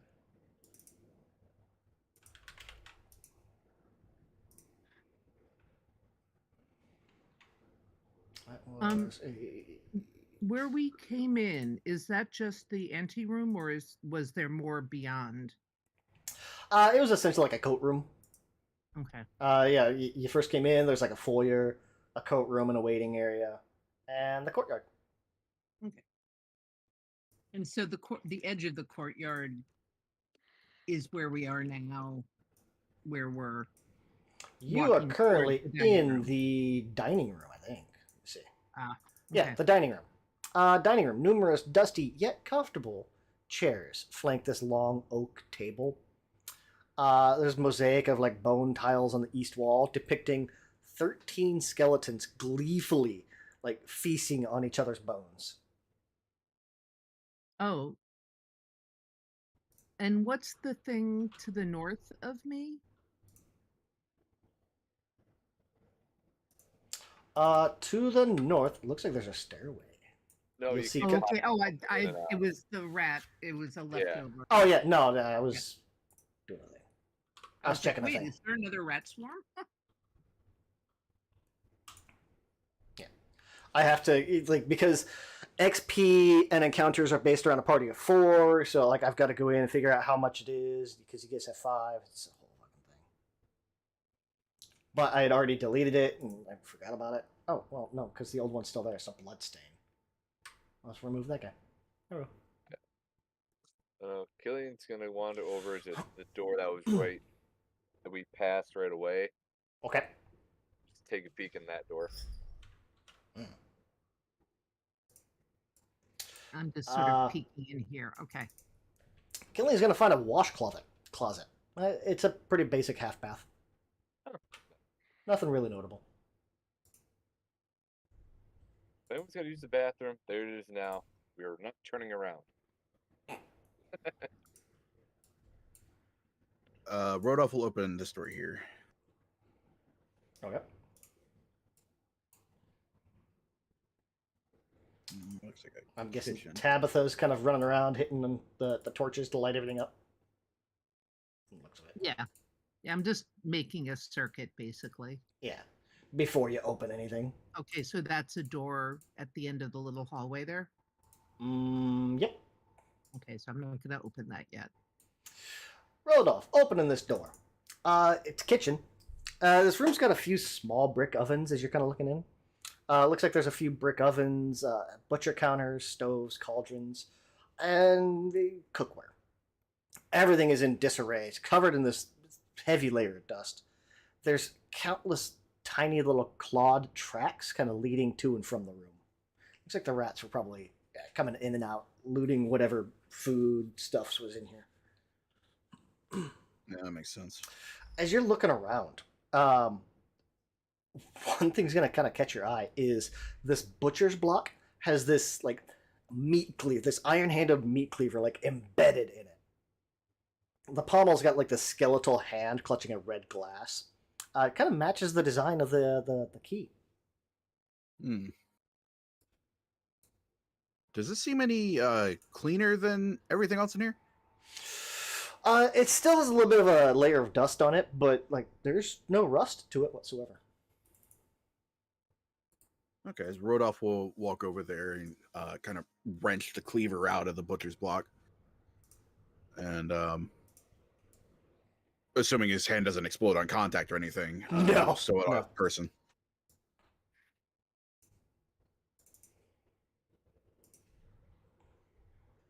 And I assume this is just like a larder in here. In the back room is the pantry in the back. Okay. It's this deep kind of walk-in pantries. Countless sturdy-looking shelves that are all barren.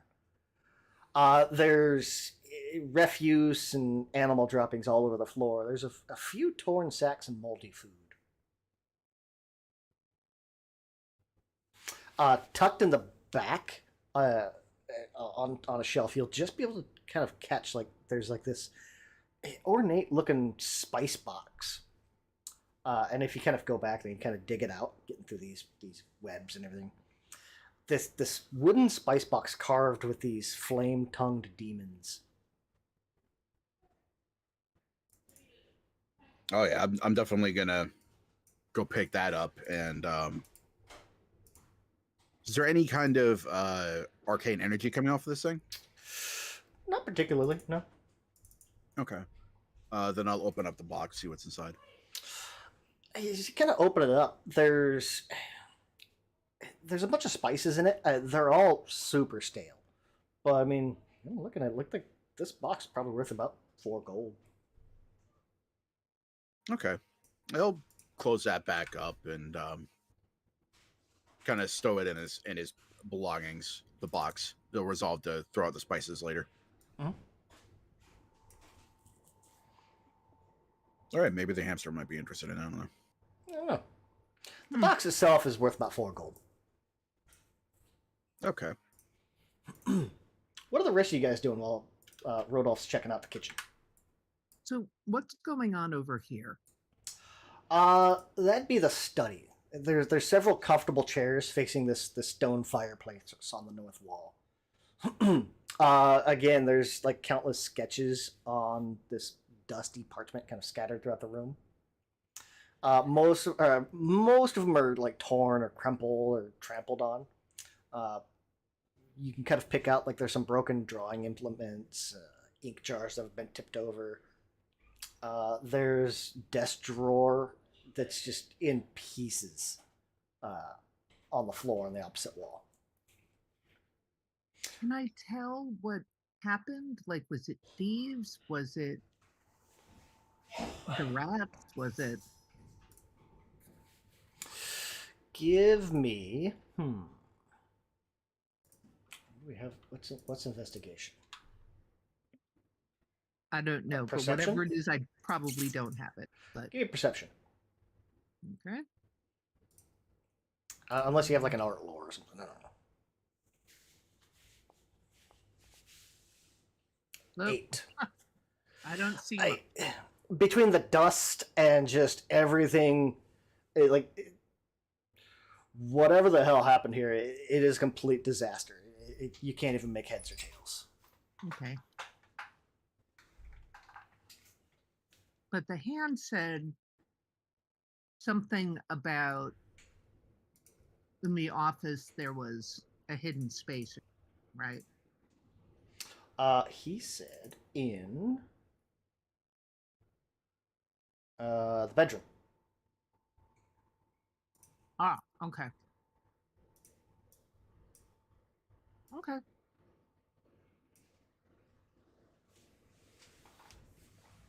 And I assume the stairwell is to go either upstairs or... Right? Yeah, it goes down. Okay.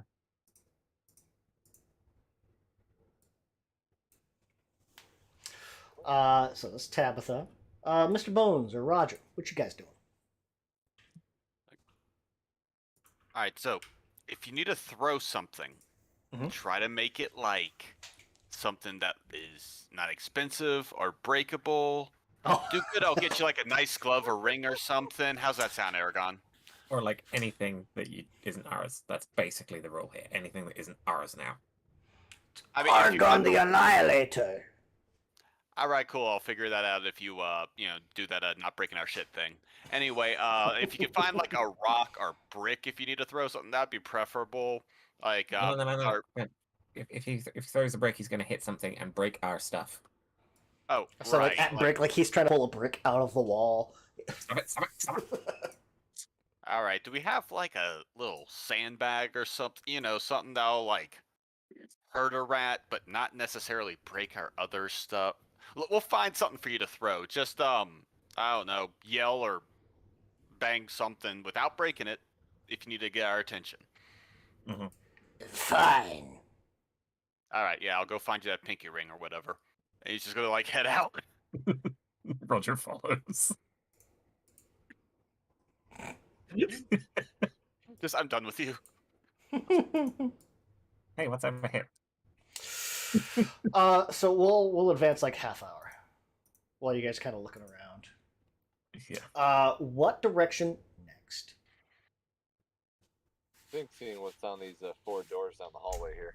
Oh yeah, Killian. As you're kind of checking these out. Sorry. Each of these 4 rooms. There's nothing notable in any of them. Oh, that's the wrong button. That was to lock it. I don't want to lock it.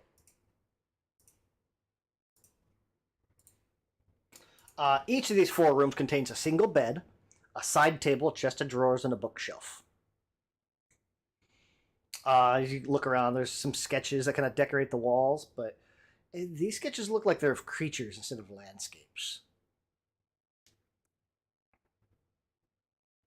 The rooms are all dusty, but otherwise the furniture's in good condition. 4 bedrooms right there. Fancy enough to be like a master bedroom, right? No. Nope. Probably not. So these must be like the guest rooms, company rooms, servant rooms. Probably guest rooms.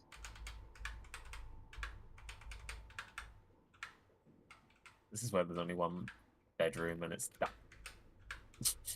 It's like, you can't go the same damn way! Get out of me.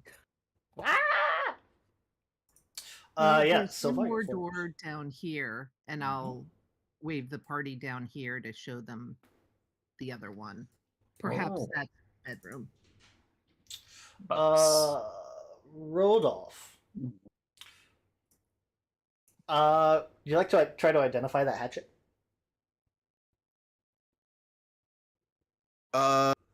Yeah, if I've got the time. Yeah, you figure like while this is all like during the half hour. Whatever you'd like to do: Arcana, nature, occultism, religion, some type of magic knowledge.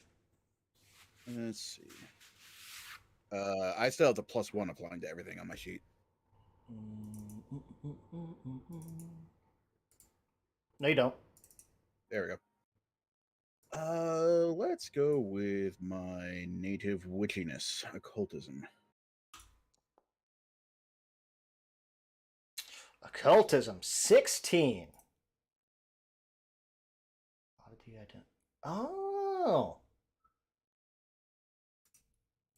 I just noticed that there's a thing.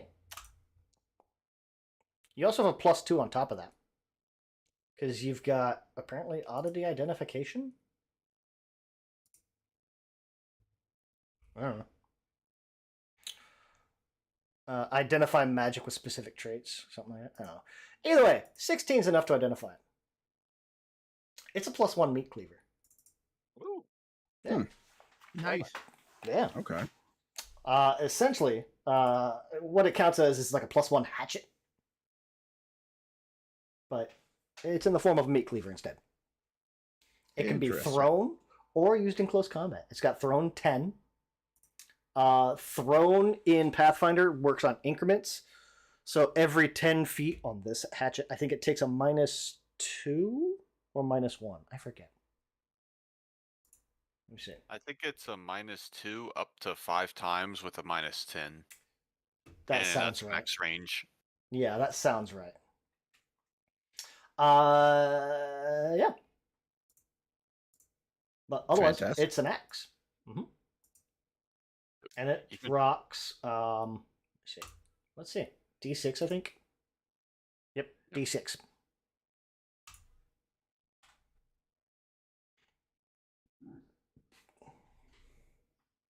Oh, that's cool. Yeah. So even on like if I do it that way, then you can actually like hit the one that you want to do. So that's really cool. Okay. I'm learning new things on the table. I just realized with the range increments, even with a -10, that means you could throw a meat cleaver up to 60 feet. Yeah. Mm-hmm. Mm-hmm. Yeet. That's kind of impressive. Whether it'll stick in the target is another matter, but you can do it. Uh-huh. yeah. If anything, save the rune on it. Yeah.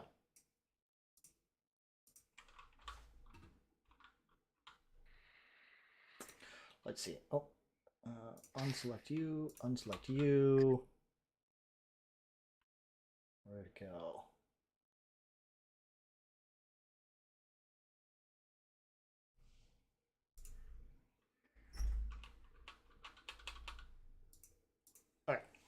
All right. Let's see. Tabitha, you were kind of looking around here. I'll give you a shot.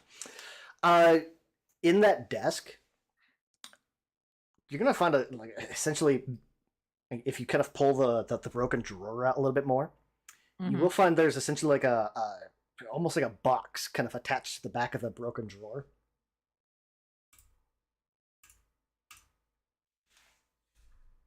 And opening it up, you're gonna find a couple of alchemical things. One is ghost ink and silver sheen.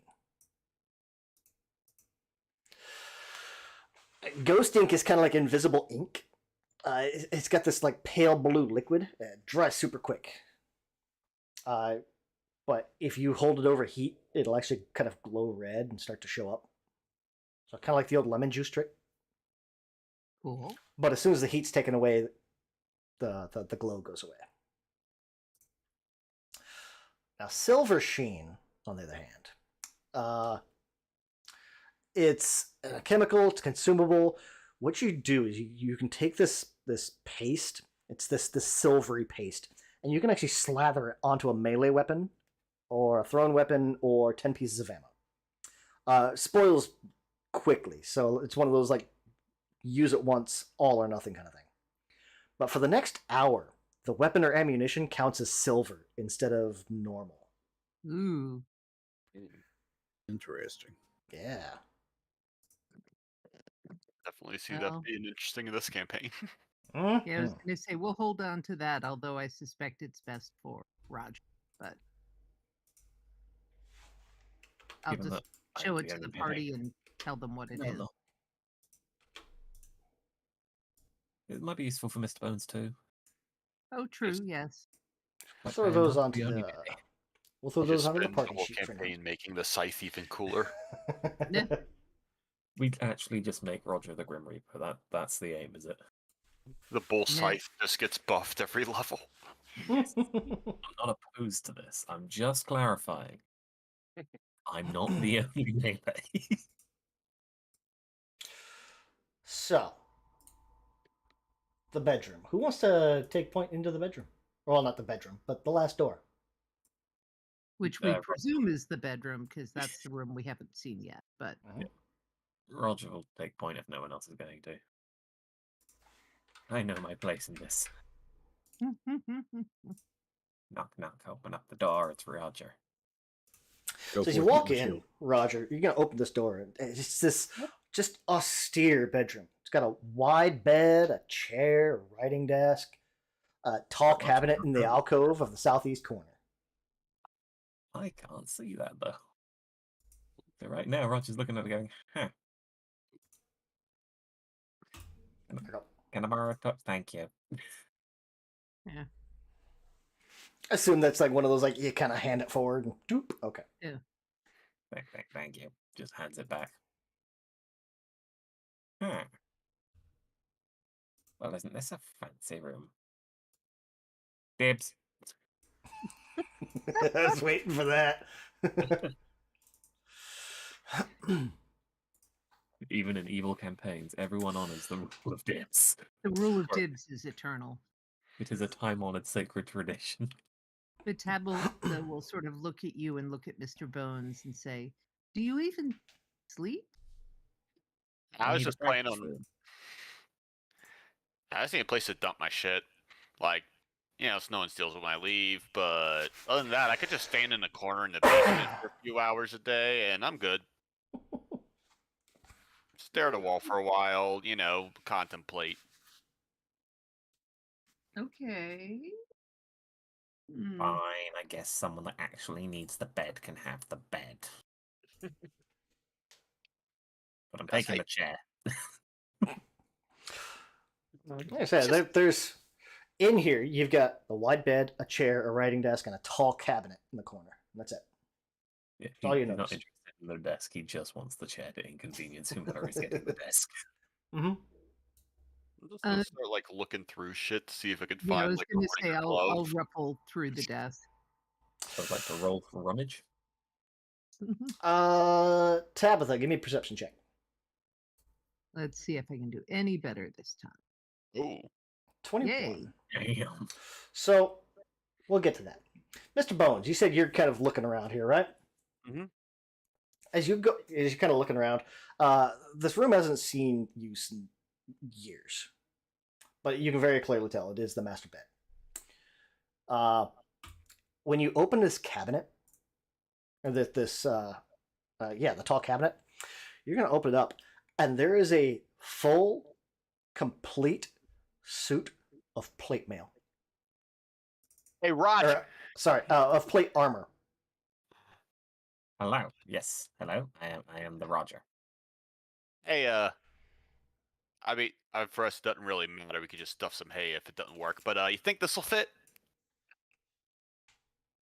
Just looks at it. Looks back at him. Looks at it. Looks back at him. Is it the right size? I don't know. It's been a while since I worried about clothes. But do you think I look fat in it? I mean, if it's big, we could just like stuff some hay so you don't rattle around. That's what I do with the rib cage. I got like about a pound in there. Like left side's a little loose, but whatever. I mean, that's fair. That's fair. I will now ask the all-knowing. What does plate mail do? What are the buffs? What are the debuffs? Well, full plate armor. I put it on your character sheet. Thank you. If you can get to like a armor specialization, which is a little bit later, this thing has a bulwark trait, which on reflex saves you add a +3 to your dex mod. You use a +3 modifier instead of whatever your dex is. It's heavy armor, so I think you're probably the only one in the party that could even use it anyway. Yeah. It's got a +6 AC bonus, so it's a 16. It does not use your dex mod. Mm-hmm. Let's see, what else do we got on here? Which is just as well. Yeah. What's your dex? Your dex is a +1, so yeah, you're fine.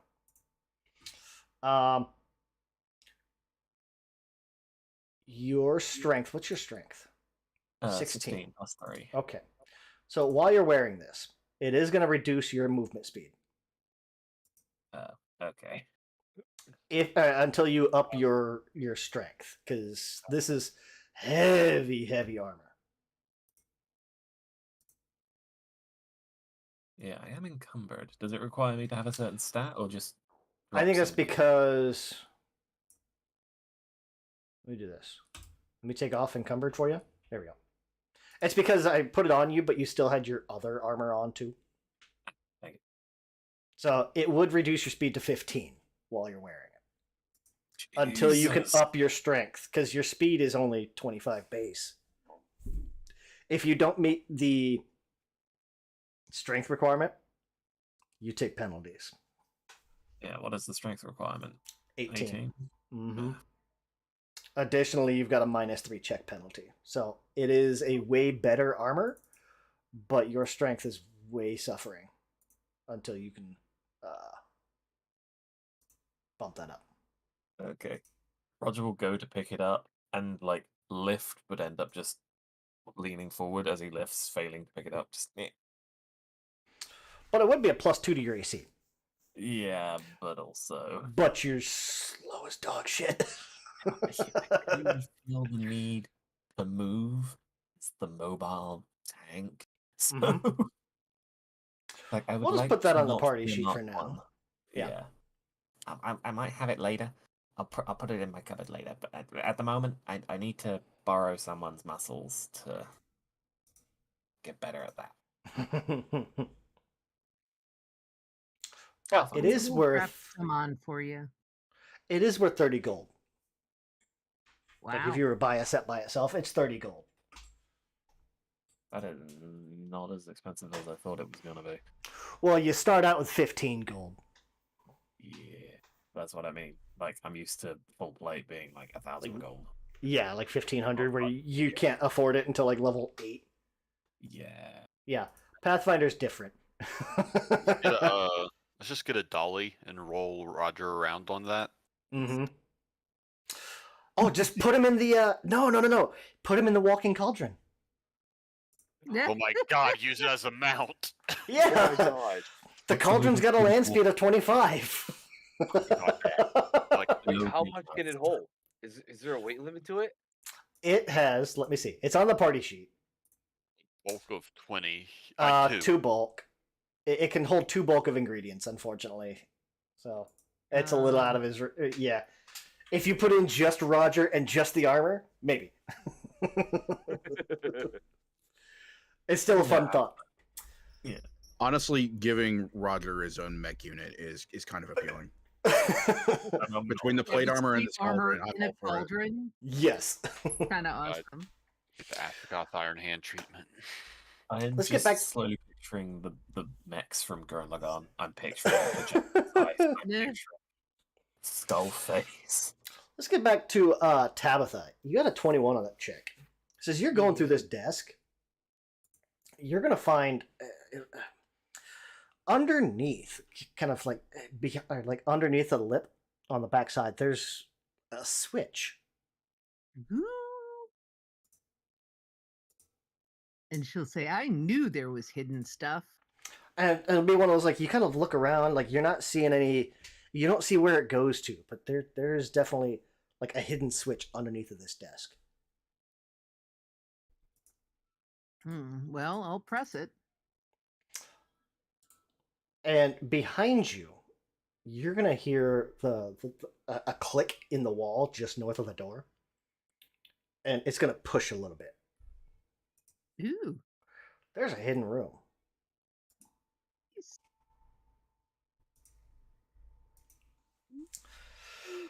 Oh.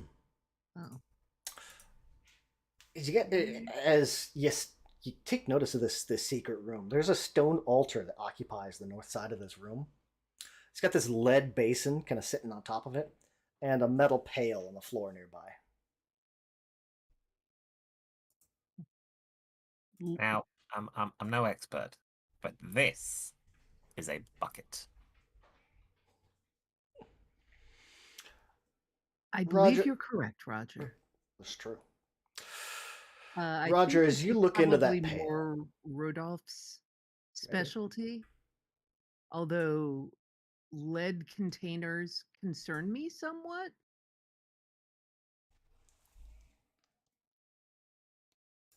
Nah, I'll Any touch it. I ideas don't what care. this is? Can I discern any kind of magic coming off of anything in this room? There's nothing necessarily magical that you're picking up. As you kind of step forward, kind of look down into the pail, you're going to see a number of things. You're going to see this kind of folded piece of paper with a wax seal. There's a small iron key ring with some keys on it. And you're going to see two. You'll have to kind of look at them for a second. It's like, okay, what the heck is this? They look like teeth, but they're like almost silvery. There's two of them. These look like platinum, like incisors. These look to be vampire fangs, but platinum. Not a vampire's grill. Oh Kind- man, yeah. I want those. Like, that's very intriguing. Now, are Here, they somebody else like can have the silver stuff. Are they I cu- want these. are they caps or are they actual like in the shape of fangs? Solid. We'll say that they're caps. It looks like Okay. there was probably a tooth in it at one point, but the tooth's gone. But I mean, each one of these fangs, there's enough platinum on this that it's worth a whole platinum. It's worth 10 gold each. Oof. Hmm. Okay. So he'll look at these fangs, think for a couple seconds about trying to pocket them, and then, realizing they're just caps, he'll kind of hold them out.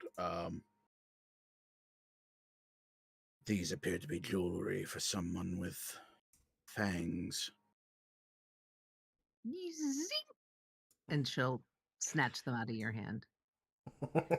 Did you And just then he'll take take someone's the- false teeth out of their glass at the side of their table?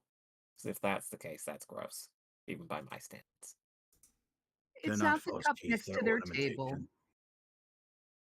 The Just question picturing is, why did he need a separate room? Rodolph will take the piece of paper, and he'll examine the seal to see if there's like any kind of rune on it or if there's any substance there. So the seal on it has like this. You'll kind of recognize it as Kolak's symbol, or as Kolak's seal.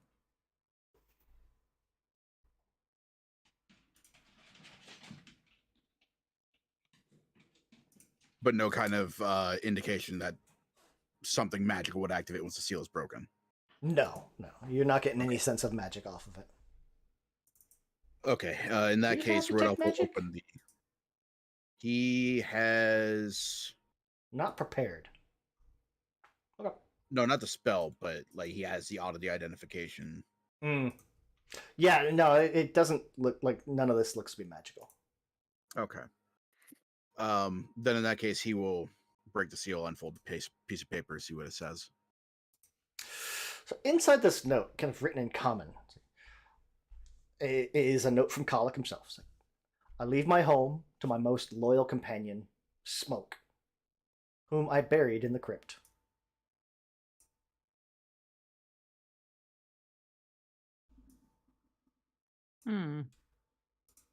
So technically, this makes it a will of sorts, Mm-hmm.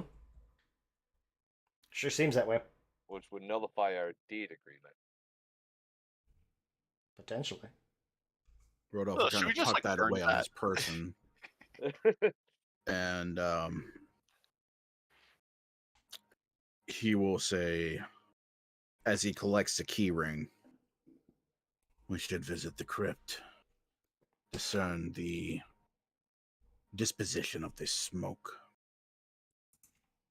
Oh, your oddity identification applies to specific traits. Mental possession, prediction, or scrying. I'll have to remember that.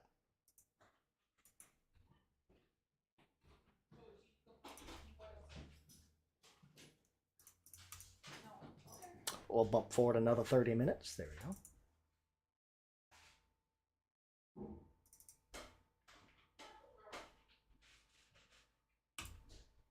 So it means the immunity is gone.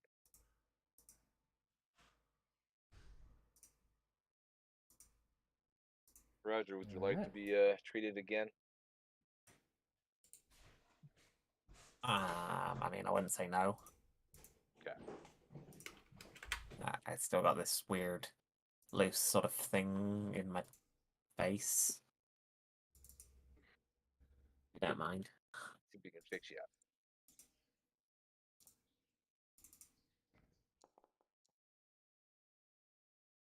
Ah. There you go. Good as new. Ah, I can taste purple again. How do you taste? How do I speak? I mean, yeah. I don't Touche. like anything. I don't. How have do you to smell? pray. Awful. Let's move on. Yeah. At the moment, quite Like clean. death. Not- If I only had a brain. Do these stairs go down or They go down. okay? Well, crypts are generally down. Mm-hmm. Rodolph will poke his head back into the dining room. Argon the Annihilator, we require your services. Right away. And he'll kind of. Once I can hear your keyboard, I just imagine that being what he sounds like as he's scuttling. Yeah. Tappity, tappity, tappity, tap. Like, he doesn't have to worry about clipping his nails because he just runs along the stone all the time. Kind of like dog claws. Ugh. Yeah.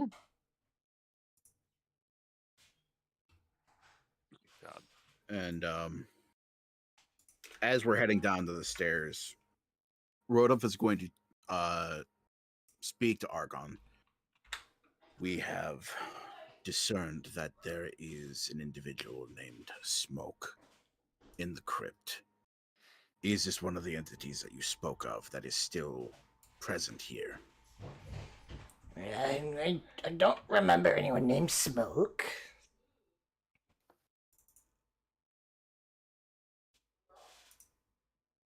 Do you know of anyone ensconced within the crypt currently?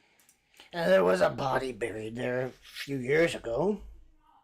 It could have been him. How long has it been since the prior owner was alive? Or in whatever state they were in? Well, it must be 3 years now. Interesting.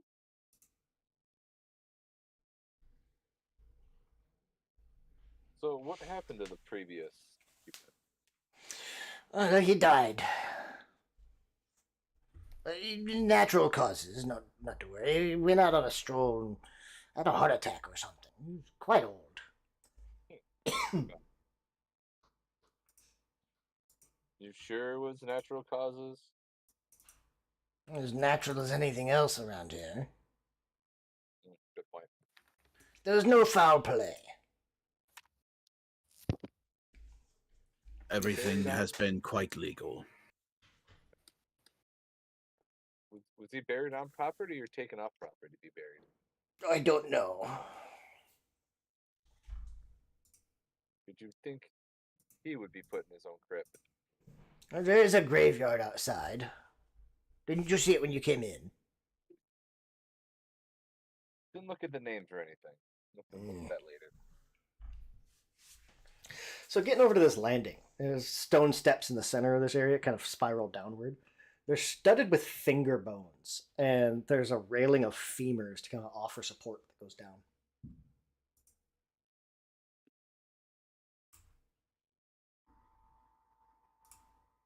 Shall we? Yeah. Why not?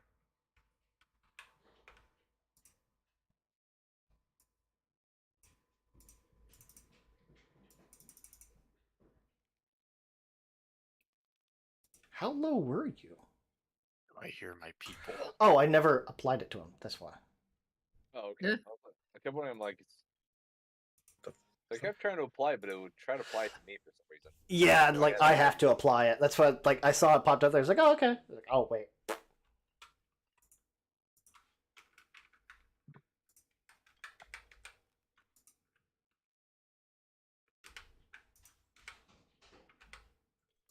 So getting down in here.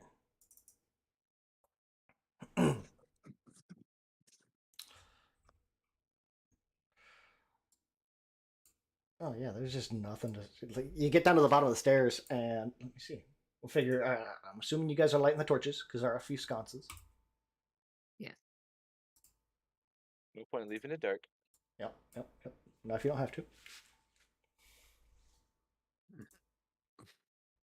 That way, if anything's hiding in the dark, can't hide much longer. Well,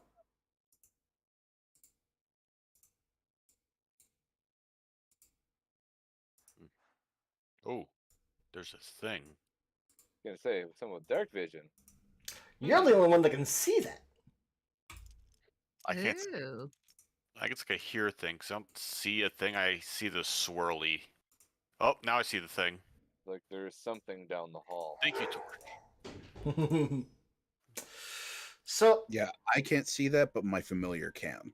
yeah, So when he moves over there, Rodolph is going to kind of pause and say, "There's something down that hall up ahead."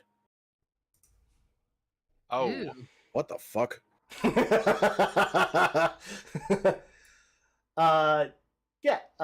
Killian and Hamster, you'll be able to make out in the dark.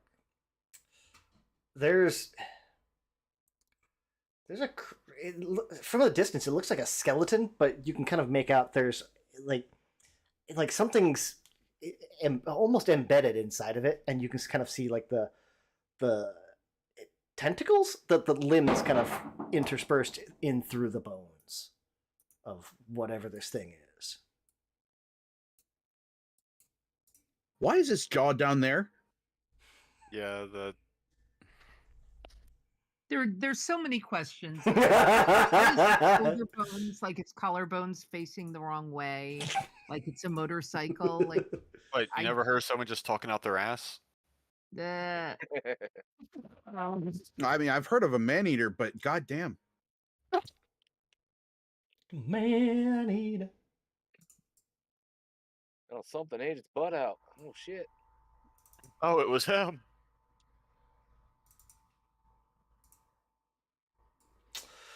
I Yeah, know we've and been joking before about how we are just brains piloting a meat mech, but that's well, taking it a new level.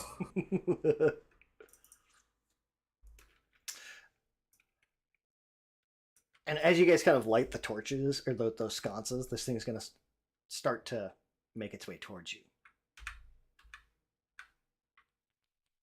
Okay, yeah, everybody there's get- just one way this is going. Can everybody give me initiative, please?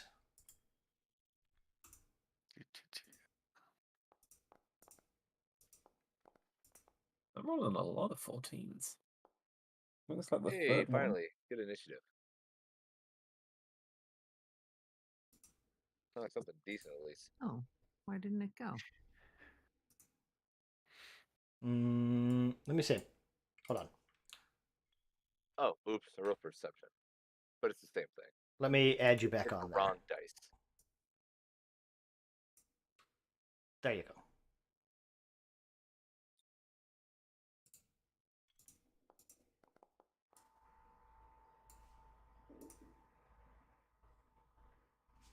Such as it was. There we Except the Yeah.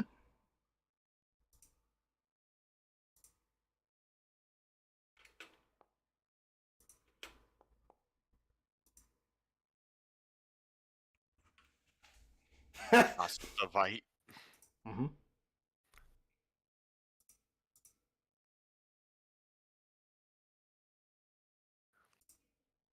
Wishes we see one, but we don't see the other. Combat begins.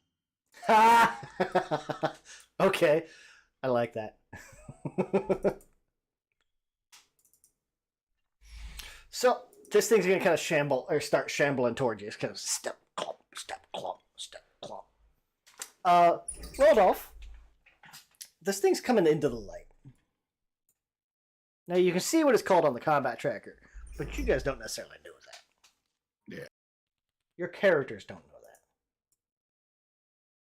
Well, My familiar has life sense within 30 feet. Can I tell if this is living or undead?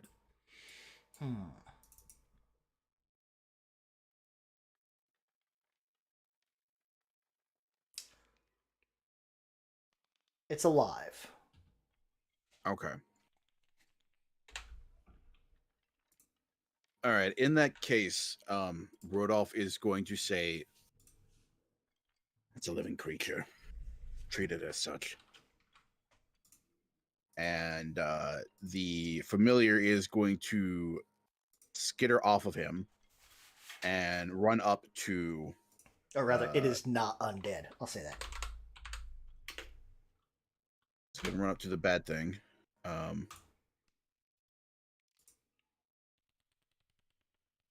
on.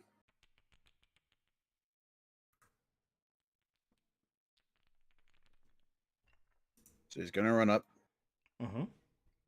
and get on a leg bone.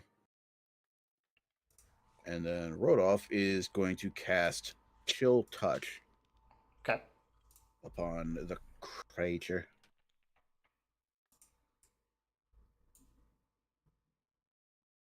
Like so. So it needs to make a DC 17 Fortitude save.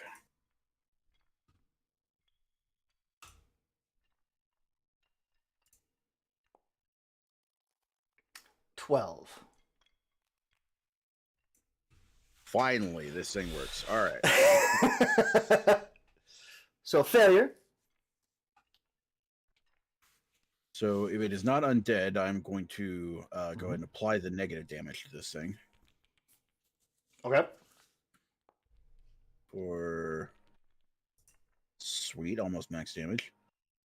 And it is also enfeebled. Wait.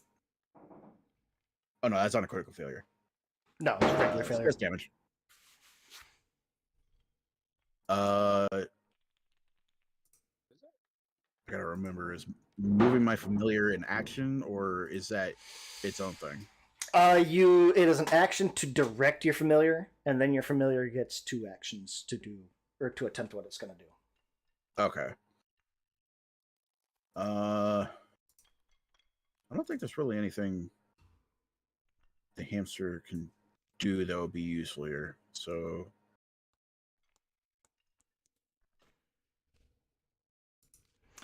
I think that would have been all of it that you can do.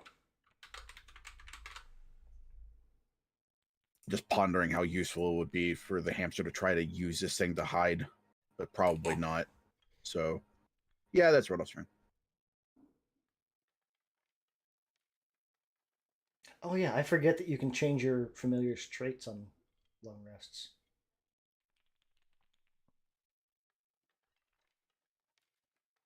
For future reference. Yeah. That brings up Ostaphite. Which Ostaphite? Let me see. Oh. 2, 3, 4, 5. 5. Yeah. This another one of these bone skeleton things is going to kind of come around. What's bone chariot? Oh, that's horrifying. Even better. It's gonna come around the corner. Second action to get a little bit closer. It's too far away. He's gonna target Mr. Bones because you're right up front. I'm sorry, I'm in the wrong position. And it's gonna that purple thing's kind of hanging out of its abdomen is the actual thing, and it's gonna use its mandibles to try to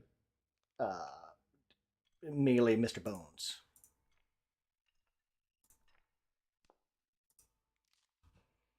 Ooh, a 12 misses, and that's its turn. Roger. Hello. Hi. How the devil are we? Well, there's a giant... Well, not giant, but whatever the hell that thing is. Yeah. So Scary Roger's just thing. gonna go. Mhm. Excuse me. Pardon me. Pardon me. And having seen it try and hurt my friend or associate or other, would like to knock it on its ass. And I'm gonna Question: try Do and you have trip enough to move into flanking with it? it. Yes, easily. Let's I just see. don't know what flanking 1, does. 2, 3, 4. Makes it flat-footed for the Minus- attack of the ones flanking it. Oh, nice. 1, 2, because you were. Hold on. Effectively -2 to AC for the two of us. Yeah, since that makes 25 feet. I think it's supposed to be difficult terrain to go through an ally or through another target, but we'll go. If it is, I don't mind just ending my turn Ah, there it's and fine. moving to the next one. Well, I imagine it's just like, oh yeah, because it's diagonal movement too. Yeah, the diagonal movement plus 1 more to the bottom. Yeah, that's fine. You can get to there easily unless you want to spend another action to move down 1. Yeah, I'll stay there for the moment and then I'll worry about it next. Okay. I would like to try and trip it up with the scythe. Okay.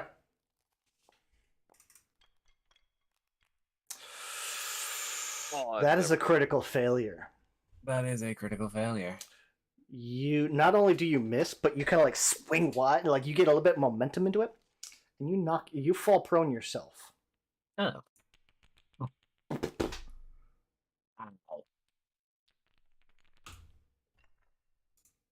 You got 1 more action. Can I stand up? Let me see. Looks like I do not like being down Okay. here. Yeah, you could stand. Cool. I was just That checking, makes make sure. So I wanted to see what reactions this thing has, because standing triggers attack of opportunities. Ah. This is where we find out if it has one. Yeah. Roger Well- stands up and is like, we're not going to talk about that. It doesn't use it.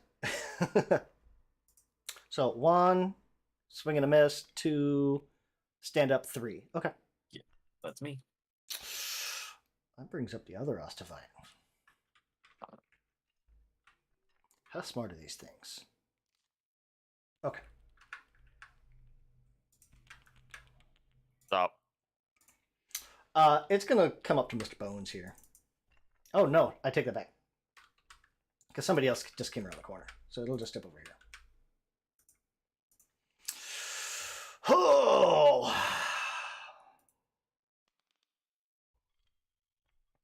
Do it. It's gonna do a mandibles. Oh, a 19's gonna hit. Yeah. Wait, why is it considering him flat-footed?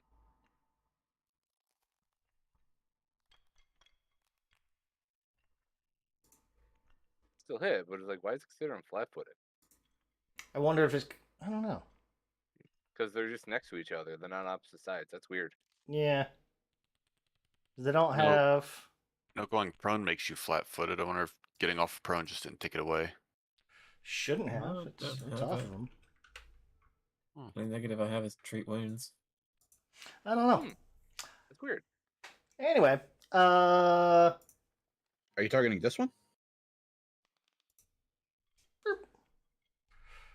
oh, I wonder if it's because I opened up the wrong sheet or something. No, I got the right sheet open. I don't know. Weird. Because kill touch can inflict flat-footed on undead things, but Yeah, this thing's not undead, yeah. and it's Yeah, not I can see suffering the from it. little, yeah, I see a little foot thing on Roger's icon. No, that's It's a... treat wounds. Oh crap! Okay, yeah. Zoomed out, it looked like a shoe. Yeah, it kind of does. But no, it's a bandage. Okay, never mind. That's weird. So it does that for the first swing. And then it's going to use a thing called a bone spike. So, like, while these mandibles trying to get you, it's going to take one of these like ribs and try to stab into him.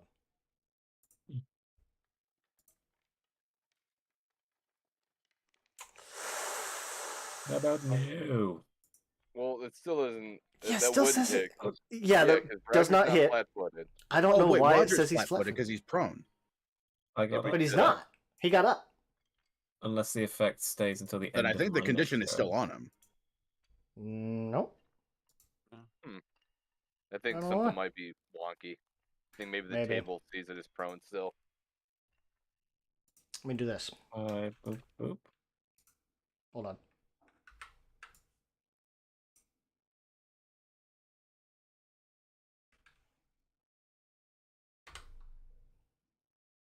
There's some kind of weird trait the skeleton has.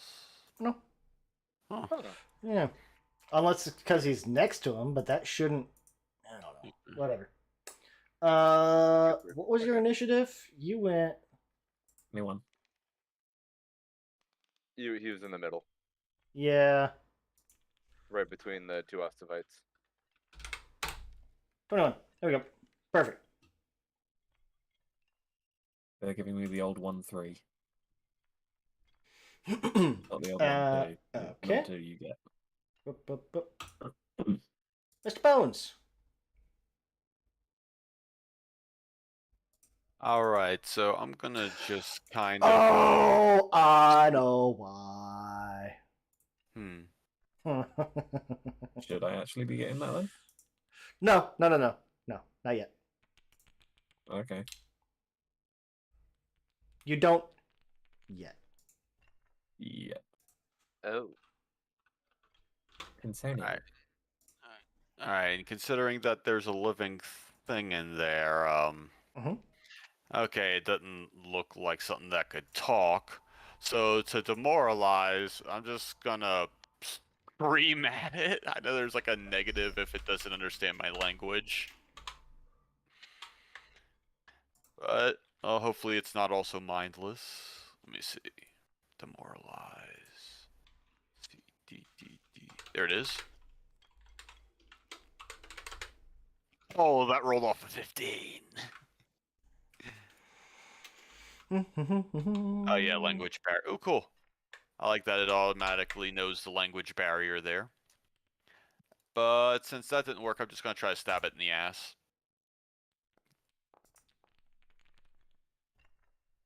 Hey! So that's a hit. And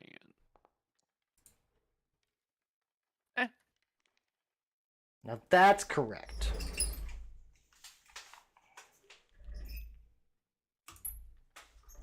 Ostavite takes 3 damage. Piercing? Yep, piercing. God. So 1, 2. Okay. Oh God, I'm an icon on the Ostavite. There's a little me in the corner. Oh, that's right, because demoralize, you have to share a language. That's right. Okay. I remember now.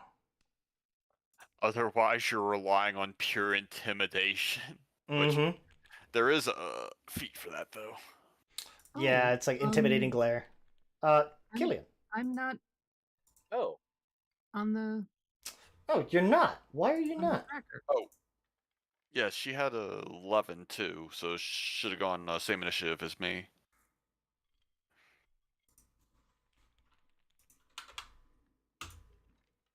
There we go.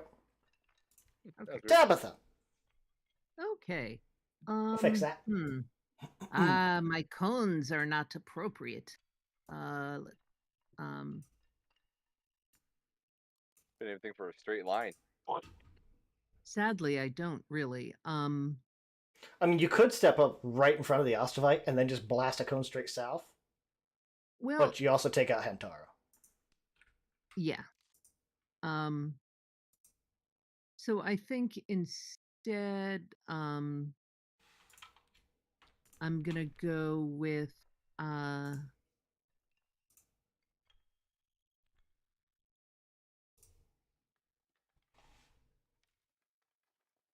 I'm gonna try Ray of Enfeeblement on the closer one to me.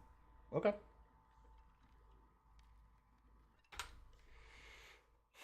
You can go for the cone thing. Don't worry about the familiar. The familiar can come back. I think it's like a day or two, something like that. I don't remember. I don't remember for the witch's familiar. You know what? Can I try drawing a cone. I just don't want to hit Roger or Mr. Bone. Yeah, it's also like you gotta be like right up on them. That's which is like Yeah, like I think I have to be like right here.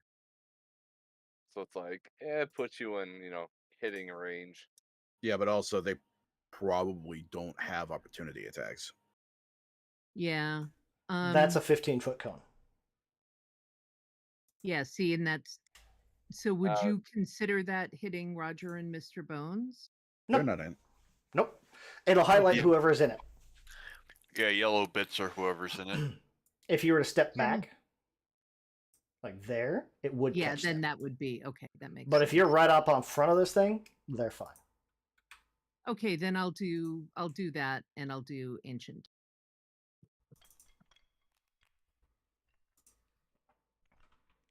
So they both have to do the DC 16 fortitude.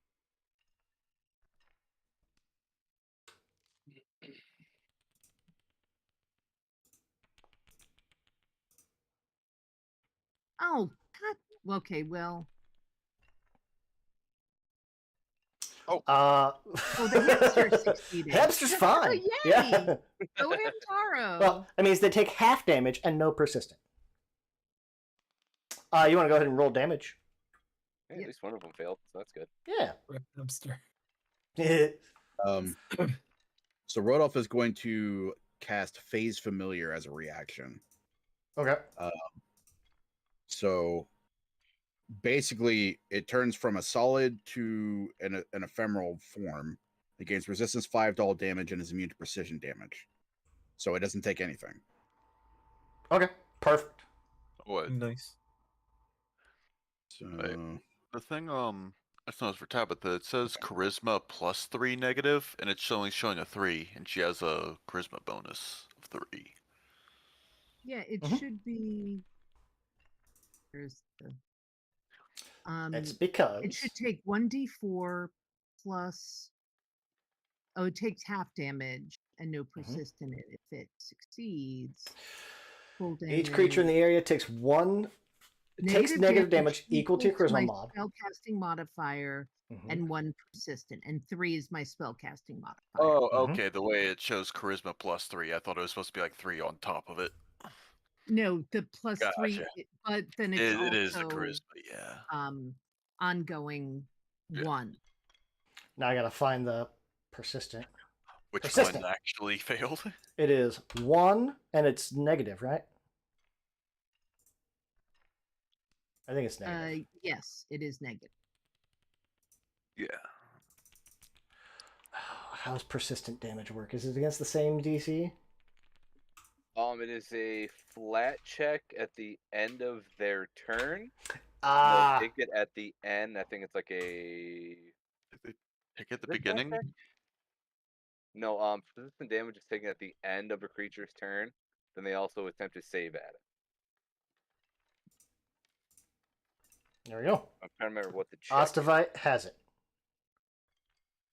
1 negative. I'll be right back. Ah, I see. Persistent damage. Okay. I think it's it's a flat check, so it's just going to be a straight D20. Flat checks are just a straight D20. I do remember that. Okay. I see. You take it, then immediately roll to save. Mm-hmm. Yeah. All right. Moved up. Fired that off. Gillian. All right. So let's. Some complicated spells. What kind of recall knowledge would these be? Ooh. Let's see. The Arcana, zombie nature, occultism. Oh. Religion. Base is religion, unless you have a specific lore. Well, they're not considered zombies. They are not zombies. And I do So not have it would be religion. Okay, well, let's try it. One question. Well, these are called Ostavites, first off. They are fiends. for their type, level 1,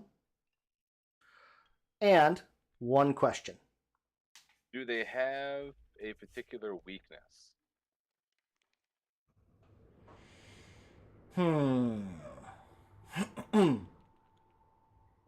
Let me see.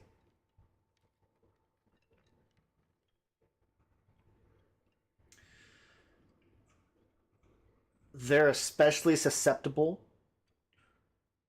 to necromancy. Sorry, negative. Oh, so did they take more than 3? They took what they took. Okay. Okay. So it gives a hint of what I might have had. Okay. Then I'm going to do lingering composition. Because I'm going to do my inspired courage. So my performance.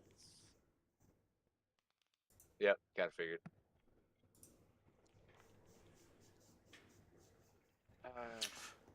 Okay, 12. That was for your what you call it? My lingering. Mm-hmm. Because the DC Standard DC is 15. Okay. So To the this highest level of your target composition. Okay. Highest level target of your composition. So you guys are all level 1. Yeah. So for right now, it'll just be 1 round. And because I failed, I do not spend the focus point for casting a spell. Take that back. You don't have to place the 60-foot emanation. If you put the spell effect, it'll actually put it on yourself. Oh, okay. I actually hit the spell effect. Got it. Yeah. But now everybody's got inspired courage. Woohoo! 2. Because action for recall knowledge. 1 action for inspired courage. Yeah, 1 action left. And I will do. Is there anything on the ground or anywhere that I could pull to do a projectile at all? Sure. There's like little bits of bone and all kinds of stuff. Oh wait, no. Also, telekinetic projectiles 2 actions anyway. So. Yeah, let's just look at that. Okay. So you know what? How about let's give something up. We'll do Roger. Let's try to think. Ruff really do much like targeting things that would need a guidance. We think we'd be better off on Roger. Probably. I don't know. We'll give it to the melee caster. Or the melee. Well, you got 2 melees. Guidance on Roger. Yeah, and so far the other melees hit better, but thank you. Yeah. Well, you have the nifty little features. I do have some nifty features. Oh yeah, and being a fighter, you also have a extra hit chance above others, and that's going to stacking that means you're higher to critting too. Oh yes. Yeah. Yeah. So stacking bonuses on the fighter is basically turning them into automatic crit machines sometimes. Mm-hmm. A little bit of guidance on top of inspired courage. Oh, I know they don't stack, do they? That's a status bonus. Nope. Like, who knew the weapons expert can crit a lot? Well, it'll still go to other things. That's fine. Yeah, true. I know, I just love that roll. Okay, and that is Killian's turn. Rodolph. I'll be right back. I'm going to go to the bathroom. All right, who do we have left here? We got everybody. All right.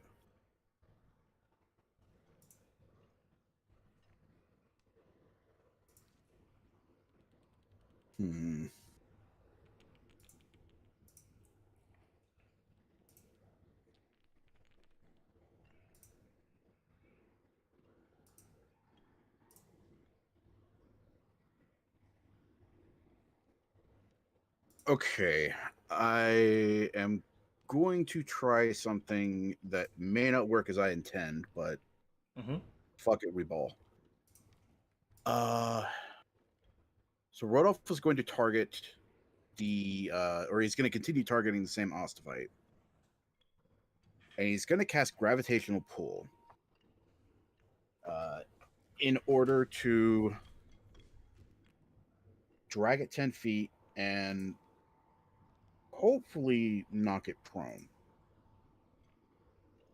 But also in the process,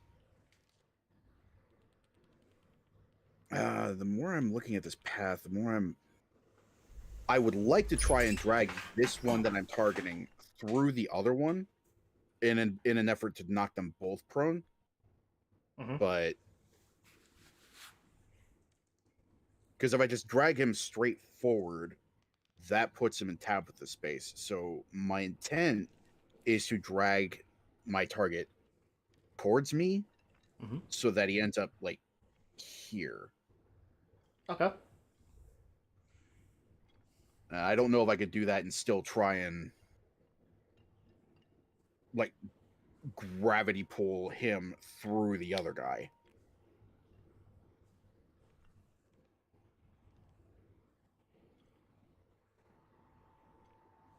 But I will cast to see if any of this even works.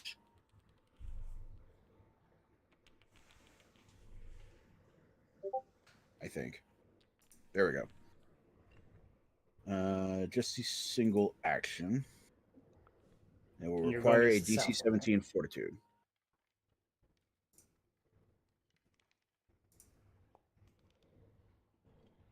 He succeeds.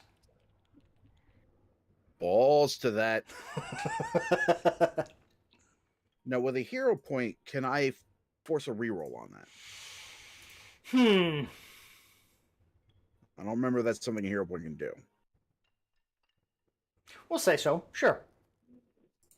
Okay, I would like to do that then. No, don't add another one. Take it away.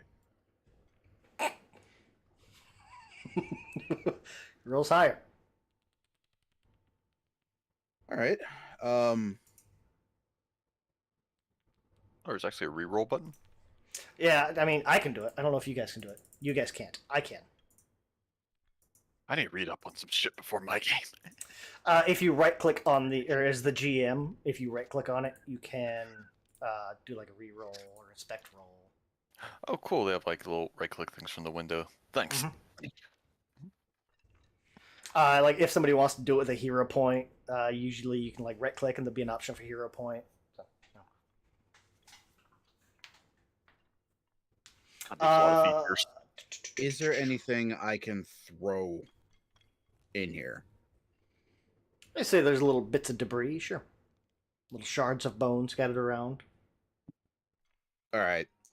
Then when this thing decides no, it will not move, then I will bring the mountain to Muhammad and throw something at its head.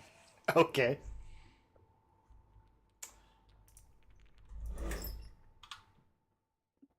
You're gonna do, I'm guessing, telekinetic projectile?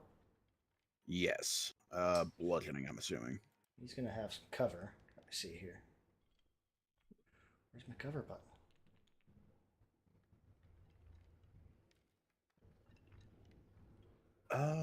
Does gravitation pull count as an attack? No, it does not. Okay. No, because it's safe. So, yeah, we will just roll. That's a miss.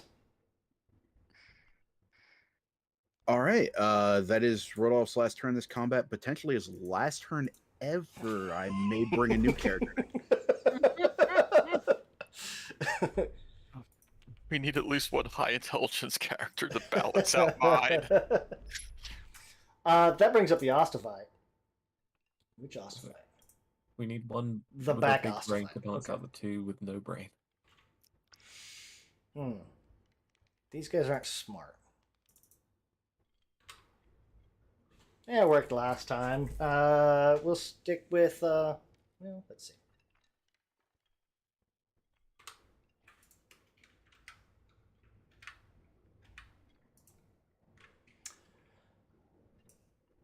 They're not smart, but they're smart enough not to stand in a cone again. Darn. Is moving while in melee trigger opportunity or only leaving? I know I've seen stuff where like you have to, like 5 steps, 5-foot step like twice in some situations. I It's don't tricky 'cause know. we haven't seen them take it yet, so we don't know if they have Well, one. Oh, Roger no, does though. Roger does though. Oh, okay. Yeah, I think it's Attack 5 of steps opportunity. is 1 action. Then you have. I Yeah, I can do think it. you just keep 5-stepping, then run. Yeah, I think you I can. could use the move action. I can do it. Yeah, it's still considered like 1 action, so it's like 1 action 5-step, 1 action step. It's if they take. They use a manipulation or a move action. Yep, manipulation or move, and they moved. And then I Stride. use the weapon. Stride is not a move. Or stride is a move. Step is not a move. It's weird. Roger, you can smack that guy. Yeah, am I allowed to use the trip action to do it? Since I am using my weapon to do it, I don't know if it is allowed. Or whether it has to be I just swing my scythe. I think it's just straight swing. Okay. I would yeah. like to swing the scythe. Oh yeah, it calls it a straight strike action. That's a miss. That's a miss. Jesus Christ, a plus yeah. Wagwan, my Oh, dear, man. exciting. Fighter This with is magic just- weapon and combat board is- bows. So 1. Okay. I think we may all be rolling new characters. I know what you're on about. I like Roger. Oh, That's a. Yeah. It still has flat-footed on there. What the heck? Oh, but it's still a critical hit because. yeah, it's all 12. Yeah. Yeah. I might need to roll a new character. Oh This boy. is what I'm saying. Huh! Uh, Roger takes 12 damage. Ow. And Ow. then it's going to bone spike you. God, things keep critting you instead of me. That's kind of how this was Well, supposed that's a to miss. This is They true. crit me, it doesn't matter though. Working as intended. go. I was supposed to draw the fire. However, I would have liked to have had my reaction to bring the shield up. Suddenly I feel like this was the wrong way to go. And I'd have to have it equipped anyway, so... Yeah, it'd be a whole thing. Roger, your rebuttal, sir. Move, bite, stab. Okay, yeah. The one between myself and Mr. Bones has taken some hits, hasn't he? Uh-huh. Well, They both I have. would like to see him cease functioning. Okay. Because he's also flat-footed. Mm-hmm. I just realized. Actions. Roger being Stab. flat-footed makes sense now because he is flanked. He is now, yeah. But Well, now he is, before- yeah. Yeah. That's a hit. Stab. For 6 damage. Does it take all 6? He takes all 6. And I do it again. That's a miss. That's fair. Third action, I'm going to try and trip the one that is now behind me. Okay. So just like carrying the slash, just spin it round. Does it have... It does not have sweep. Okay. No, yeah. Go ahead. 25 will trip this guy. Target lands prone. Burp. Fuck you. Okay. That's my turn. Ostavite. That guy. Ostavite.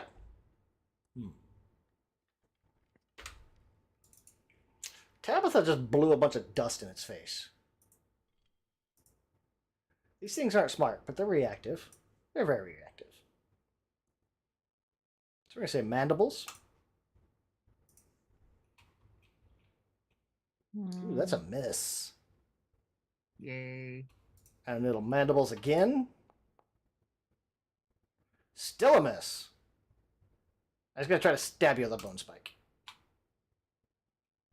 And yet another miss.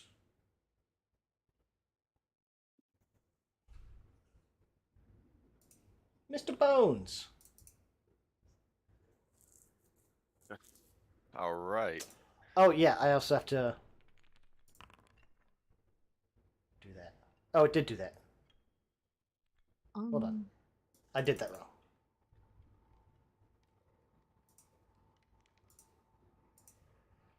I gotta take that one, delete that, delete that.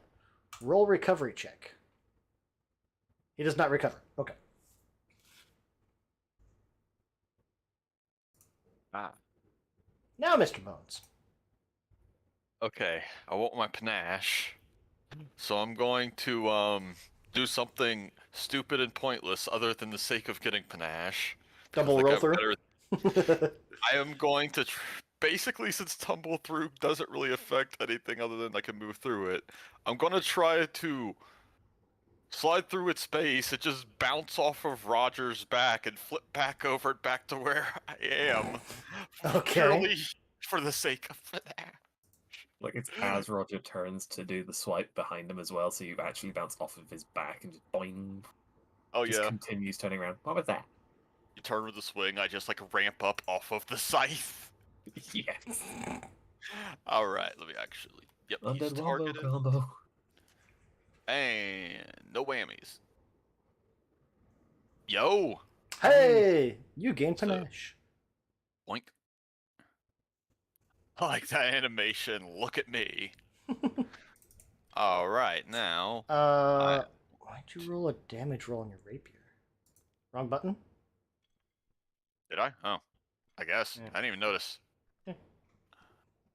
Alright, anyway, rapier. I need to strike. Boop. Yo! Nice. I didn't think of doing the finisher first, so I don't get that bonus, but I still get it. Still a critical hit. Oh my god. That deadly is just unbelievable. Alright. 17 damage. This thing just explodes. Mr. Bones just kind of like takes it up and whirls his rapier around, and it dies. I just kind of like reach in under the gut, like stab through and just yank it out of the skeleton. Be like, finally, I am offended by this. Skewer that thing out like a little meatball. And then I'm gonna 5, 10, 15, 25. Flank this one for my last action. Okay. Give Roger even more of a bonus. And yep, that'll be my turn.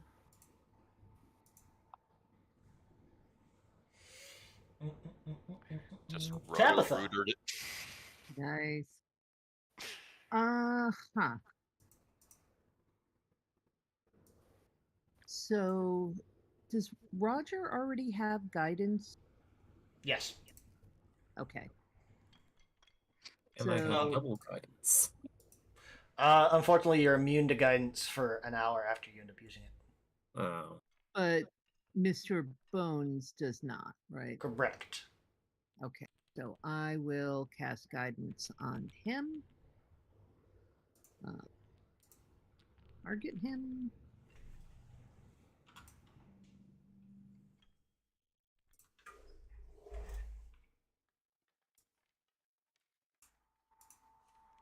Okay. Did that work? Mhm. There we go. I just didn't see the little thing. And then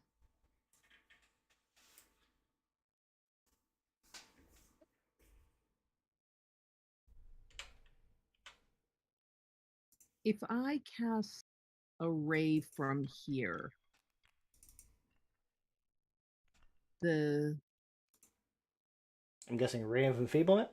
yeah, It it doesn't say anything about that it's a line or anything. That's an attack action. It would have cover. It is also Mm. prone. It is also prone. Yeah, so I don't know the.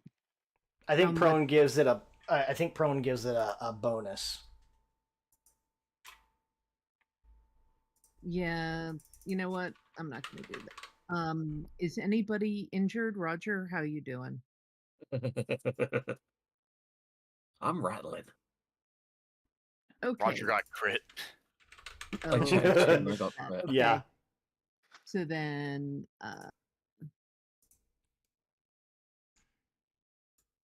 since I have 2 moves, I will do that for you. So Let's see. variant. Wait, oh no, sorry. Harm versus undead. Undead. Is that the one I want? Yes. Mm-hmm. Go. So there's 12 healing for you. Thank you. You're welcome. That undoes the crit. Yee! Woo! Roger's head stops spinning on its next stump. I imagine that's what it was too. Like it just hit, and it's like. And Tabitha just reaches over and Stops it. places her hand and stops it.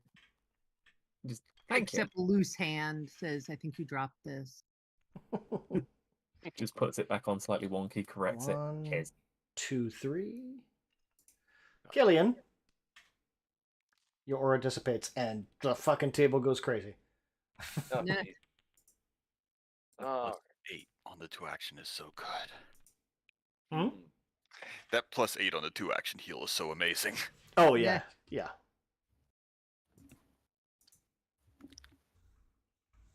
oh, do I put the orb up, or just try to take out the creature? It's up to you. Let's see. Move.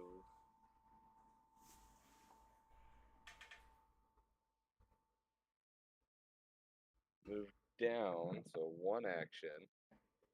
Mm-hmm.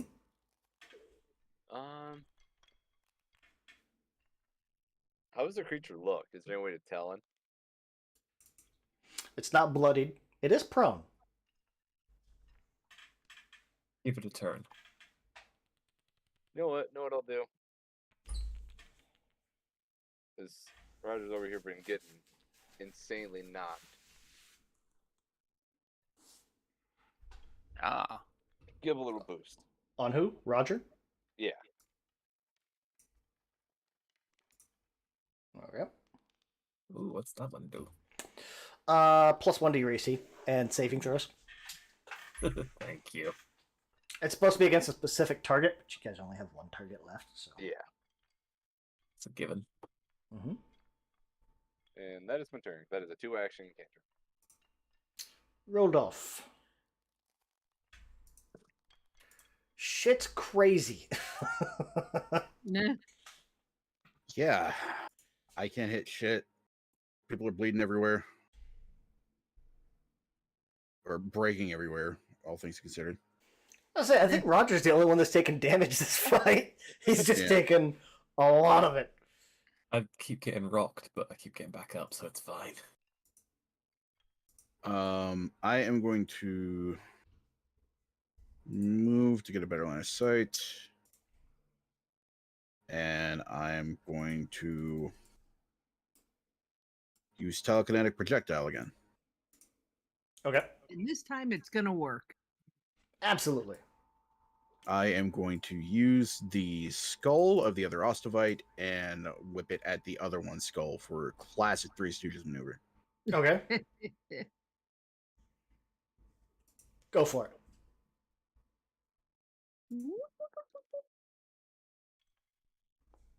Die. That is a hit. Thank God.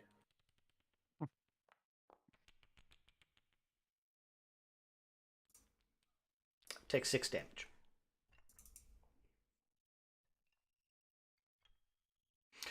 I think it's going to take... yeah, okay, 6 damage.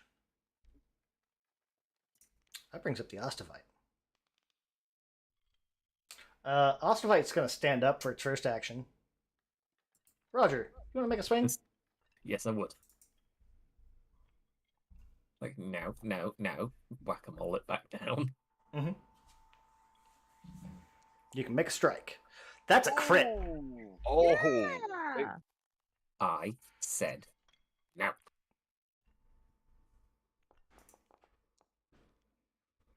That's Lots gonna of damage. retaliate. It only had 16 left. Still enough to recap. Mm-hmm. It goes to stand up. I just cleave it in two down the spine. I forgot that thing has what you call it? Deadly D10. That's what it was. Yeah. So I'm like, buff him. High hit chance. Really good weapon. Oh yeah. It's actually, so long as you guys keep mending me, I can keep going. So that thing's dead. Yay! Yay. So as you guys kind of look at this, like Rogers kind of cleaves this thing in half, and most of the bones, like you guys notice, like this thing is very much a collection of bones, but the bones themselves are not animated. The Ostrovite was the thing inside the bones. So it was like puppeting the skeleton? Yeah, Mm-hmm. Yay. a straight up mech suit for it. It was an exoskeleton, as it were. Yeah.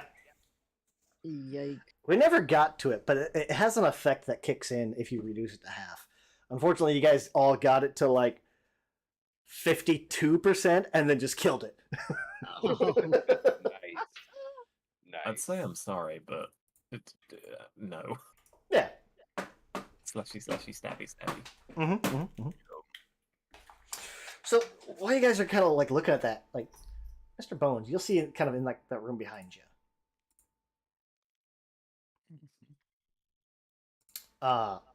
In that room behind you, like over here, there'll be like a little nose pokes out. Like it's supposed to be closed, but it's like you see like a little nose poke out and pulls back in, and just and pulls back in. Looks like the snoot of a giant rat. Fucking rats. Don't think we're done.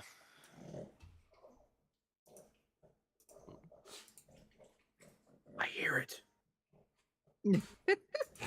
I mean, actually, yeah. It's Trixie's just. If we peek in, can we see it? Oh, It's dark in there. You guys can't quite make it out. I could get Okay, well, I'll lighted. bring in the... Ah, shit. So, Yeah, you get one more initiative roll here. Ay. Okay. Hopefully this is whatever the name of... Come on. Not crap initiative. Not crap initiative. Oh, come on. What is it? First time my not dice crap roll. initiative. Fucking giant rats.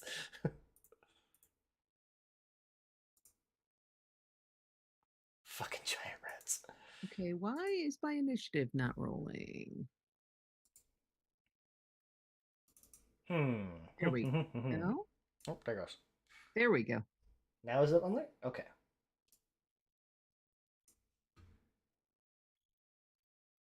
Yeah, now you're on there. Okay.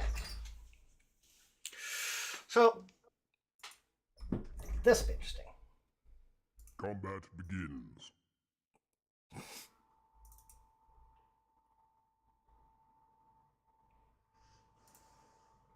Ostovites are one. Okay.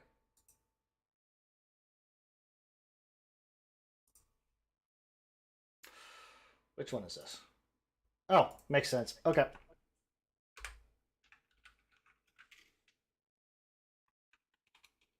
Oh, it's gonna run in. Rodolph, you've got a light on you. You got a torch, right? I think your torch is ready. Yes. Yeah. So the giant rat's gonna run up to Rodolph because Rodolph has a torch, so he can see Rodolph. One. Strike. Ugh. +7. Jesus. Can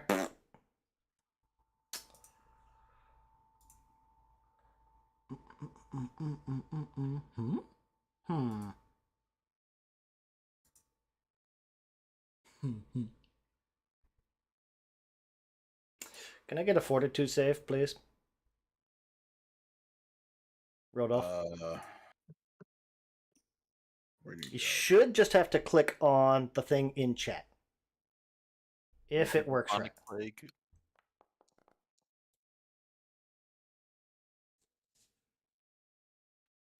Ooh. We'll ignore that one because it was biting Rodolph. Okay.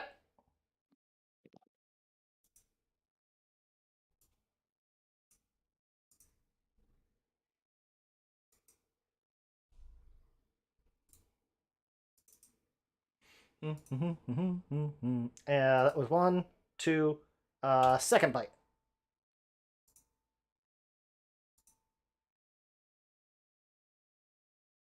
Critical miss. All right, nice. Okay. I like critical misses. Gillian. Oh, okay. Let's see. So one action, just be able to. Will the emanation be able to reach into the room? I don't think it reaches around corners. But the door's a little crowded at the moment. Mm-hmm. But No, but you got a straight line. yeah, so we'll see what For your Inspire Courage, I'm guessing, right? Yeah, so we'll see what happens. Boom. We're gonna actually get. Hey, there we go. All right. 18. Nice. Okay. That means it'll last for what, a minute? Let's see, composition. Success. Yeah, it will 3 not. rounds. You have to have line of sight to them, but it'll work for everybody in there right now. Yeah. Yeah, unified. Okay. I can't actually spell effect. I actually have to pop up the aura. That's weird. I did it. Actually let me. Okay.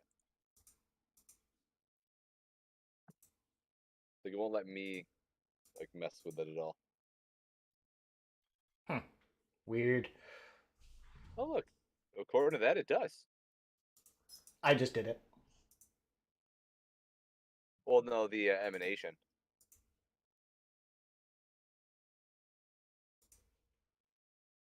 Oh, all allies in the area doesn't say anything about. Yeah. Yeah, it must be as long as they can hear me. Yeah. It's just So weird. it's Like not it doesn't know how. Like the table doesn't know how to do an aura, or it doesn't know how to wrap around corners. Yeah, I wonder if there's a line of sight thing possibly. Probably. But according Because to the emanation, it looks like it reaches Mr. Bones too. yeah, but he's in a straight line to you, so Yeah. Mm-hmm. maybe that's why. But hey, So all good. 3 rounds.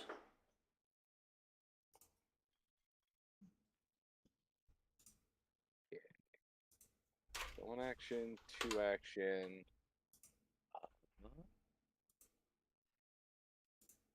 Can't really see anybody else.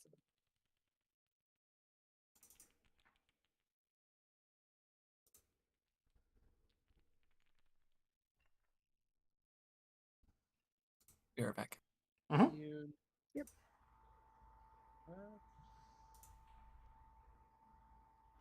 Actually, no, I just see him where I am in the turn order. Oh, wait. Anything else, Killian? I think that's really it. I really can't like assist anybody in doing anything, so I can't actually see any of the creatures. Roger. Roger would like to move, but he's moving through a lot of people, so I don't know if I can actually make the move. Because it's a long way to Barsing Say and all that.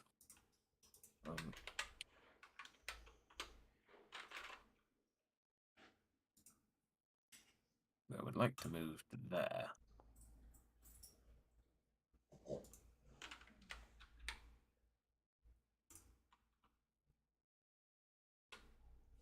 Shit. Okay.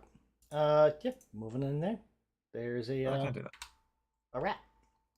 There's a big old giant rat. Yeah, I'd like the Couple rat to rats. cease existing, please and thank you. Mhm. Slashy. That is slash and a hit. Nice. Demand. Nice.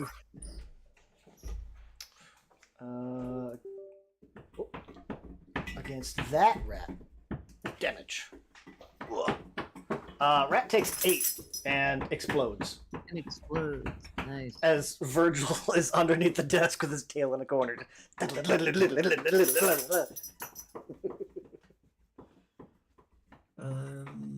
I don't have anything ranged. So I'm going to just move again, I guess. I'm going to move myself here, because I have a sneaking suspicion that there's something noisy over there, and I don't want my friends to have to fight that. I've got a Virgil trying to give me hugs. Yeah, that's my turn.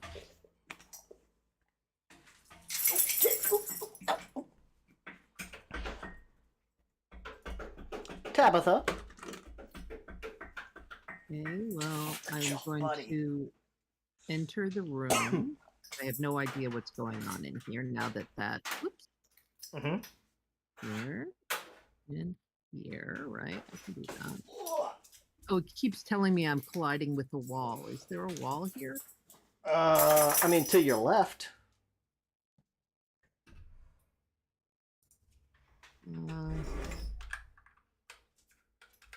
You can't go left. You can go up. That's what I'm trying to do. There we go.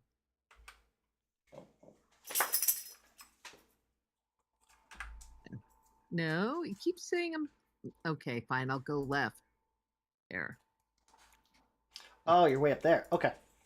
Yeah. Well, once I got through the door, I couldn't figure out where I could go. Oh, okay. I see what it was. Yeah, it looks like it was probably like a delay because it showed you never moving on my side. Yeah.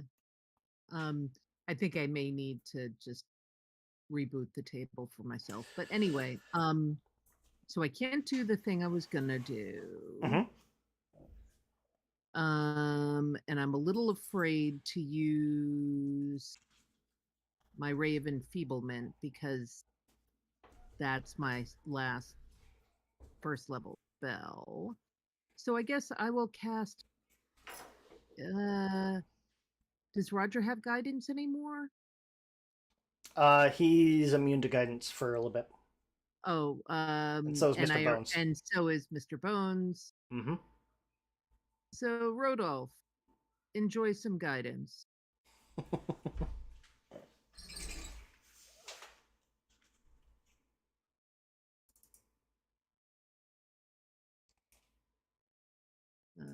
And that just happens, right? Yeah.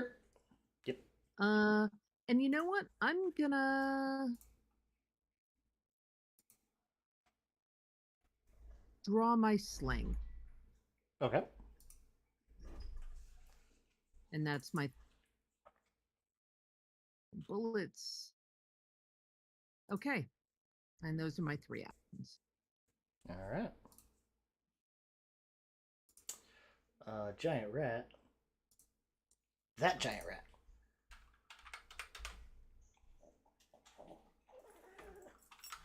Yes, Trixie, I know, puppy. Rodolph's right there. Trixie, leave me alone. Bite. Ugh. That's a hit.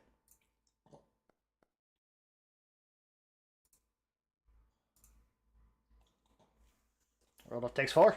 And he's going to bite again. That's a critical miss. So, yay!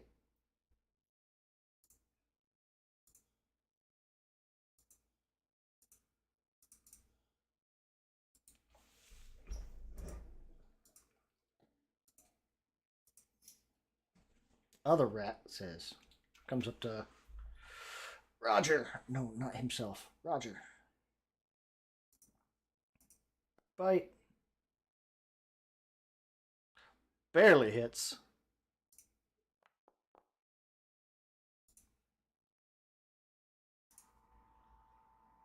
Why'd the giant... What? It's targeting the giant rat.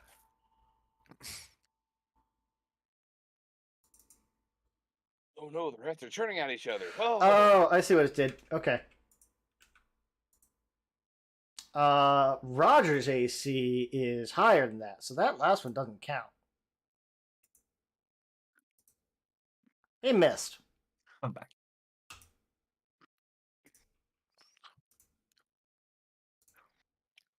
Also misses. And again, I didn't target. Oh well. Mr. Bones. You got two Alright. rats. That rat seems handled, so I'm gonna try to tumble through this rat on the right. Mm-hmm. Get that panache back up. Yo!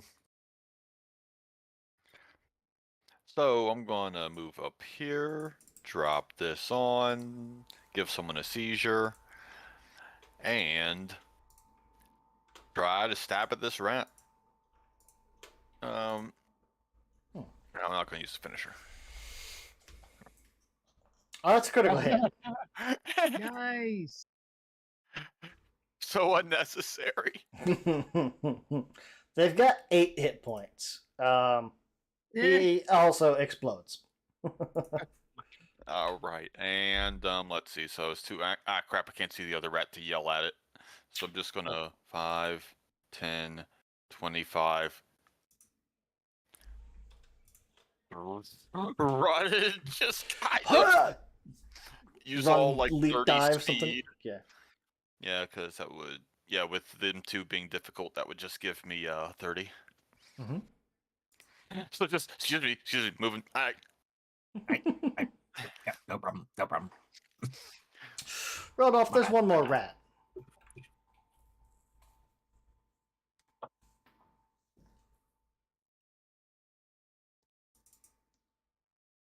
Rodolph is muted.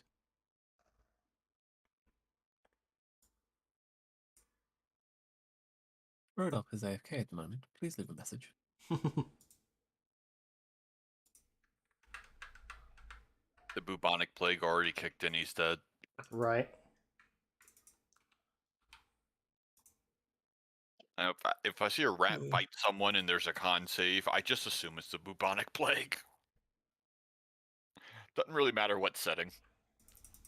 I don't know if it's how you say it, but when you say bubonic plague, I'm just like, titty plague. I don't know why. Mm-hmm. It's a bubonic You're a plague. 12-year-old? Yes. Listen. You're not wrong. I grew up in Louisiana. Half the words I've heard were pronounced wrong. They don't talk like people there. Mm-hmm.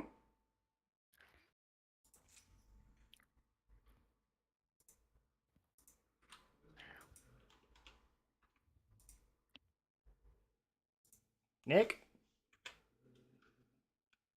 Yeah, sorry. No problem. Your turn. All right, let's see. Do I have line of sight on the... Or can I get at the rat from here? It would have cover, but yeah. It's like a +2 AC. Hmm.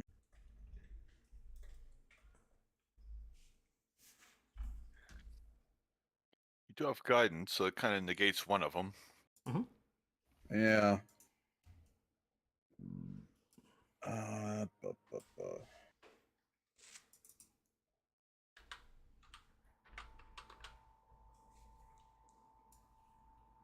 Okay, so this shouldn't be an issue for me.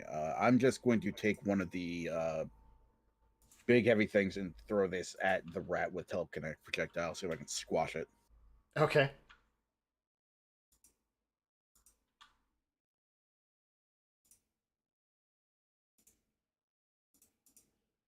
Die, you fuck.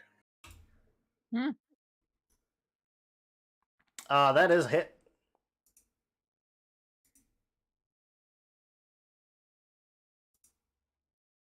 And he squashes. Good. Oh damn! What'd you smash him with? Like, would you use bludgeoning? I probably, Yeah, I I don't imagine know, like something one of off the a braziers. table. Yeah.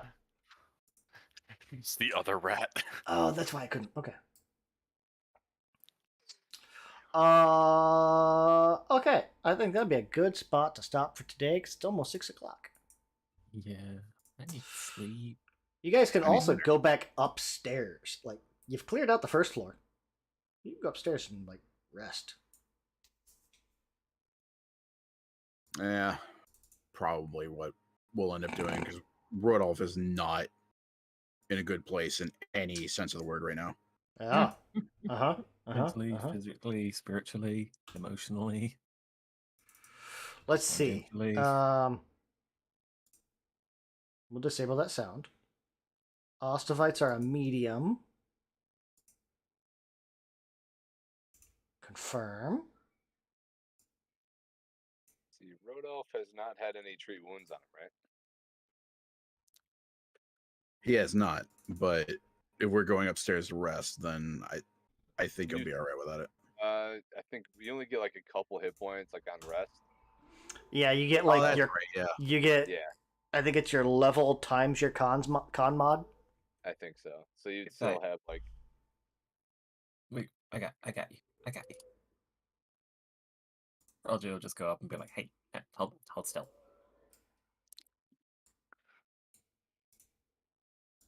Now I need to remember which body part belongs where.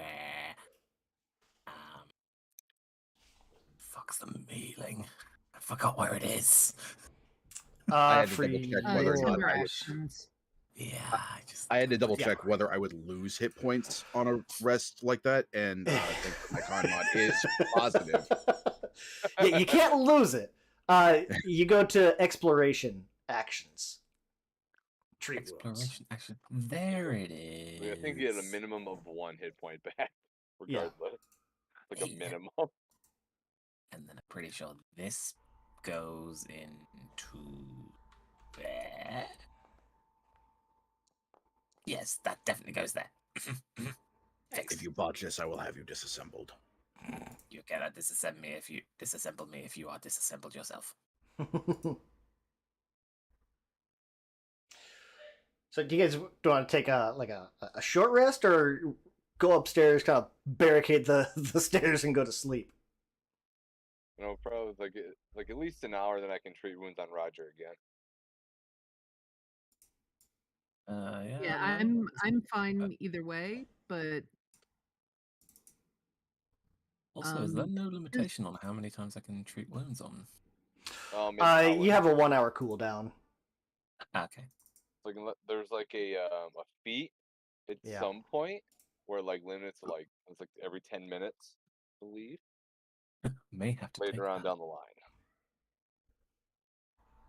In any case, shall we? Yeah. Let's go back upstairs and. Because I know, like See. Rodolph was saying, like he's out of spell slots and Yeah. focus points. So I mean, like a 10-minute break lets him get focus points, but He needs the spell slots. yes. He needs that magical mojo. Let's. I mean, those spells aren't doing me any good in Yeah. any case, so I'm fine with just a short rest. Well, that's where You- too is like taking a long rest would let you swap out your spells because Yeah. you've got like 5 or 6 spells or something like that. You Yeah, can swap them out. but either way, Yep. I'm good with a short rest. yeah, looks All right. Well, we'll hold it there for tonight. Yeah. cool. All right. Cool. Yay, we have our cleared out the first floor. We have our first Yay. employee. Oh yeah, this room also. This room is filled with stone tables bearing leather straps, chains, and other restraints. There are racks of rusted blades and clamps and other tools that kind of line the walls. The north wall has an enormous oil painting that depicts this like fiercely grinning general with one hand kind of tucked into his jacket, while the other clutches this ridiculously like Final Fantasy large halberd. Yeah. Refuse lies in heaps in the southeast corner. You. Argon, the Annihilator, kind of like point up. That is my portrait. Self-portrait. Where is the rest of you? Well, I died, so unfortunately, I'm also not necessarily in that picture or that painting. I'm inside the jacket, not the one holding the halberd. Ah. Oh, that's what the hand is doing in the jacket. It's shaking. It's shaking, exchanging courtesies with Argon the Annihilator. Yeah.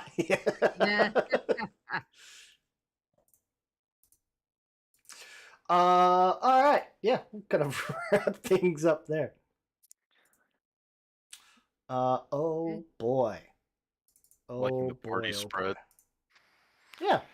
It's definitely going to be it's going to be interesting to see because there's some I figured out why it was showing Roger was flat-footed, but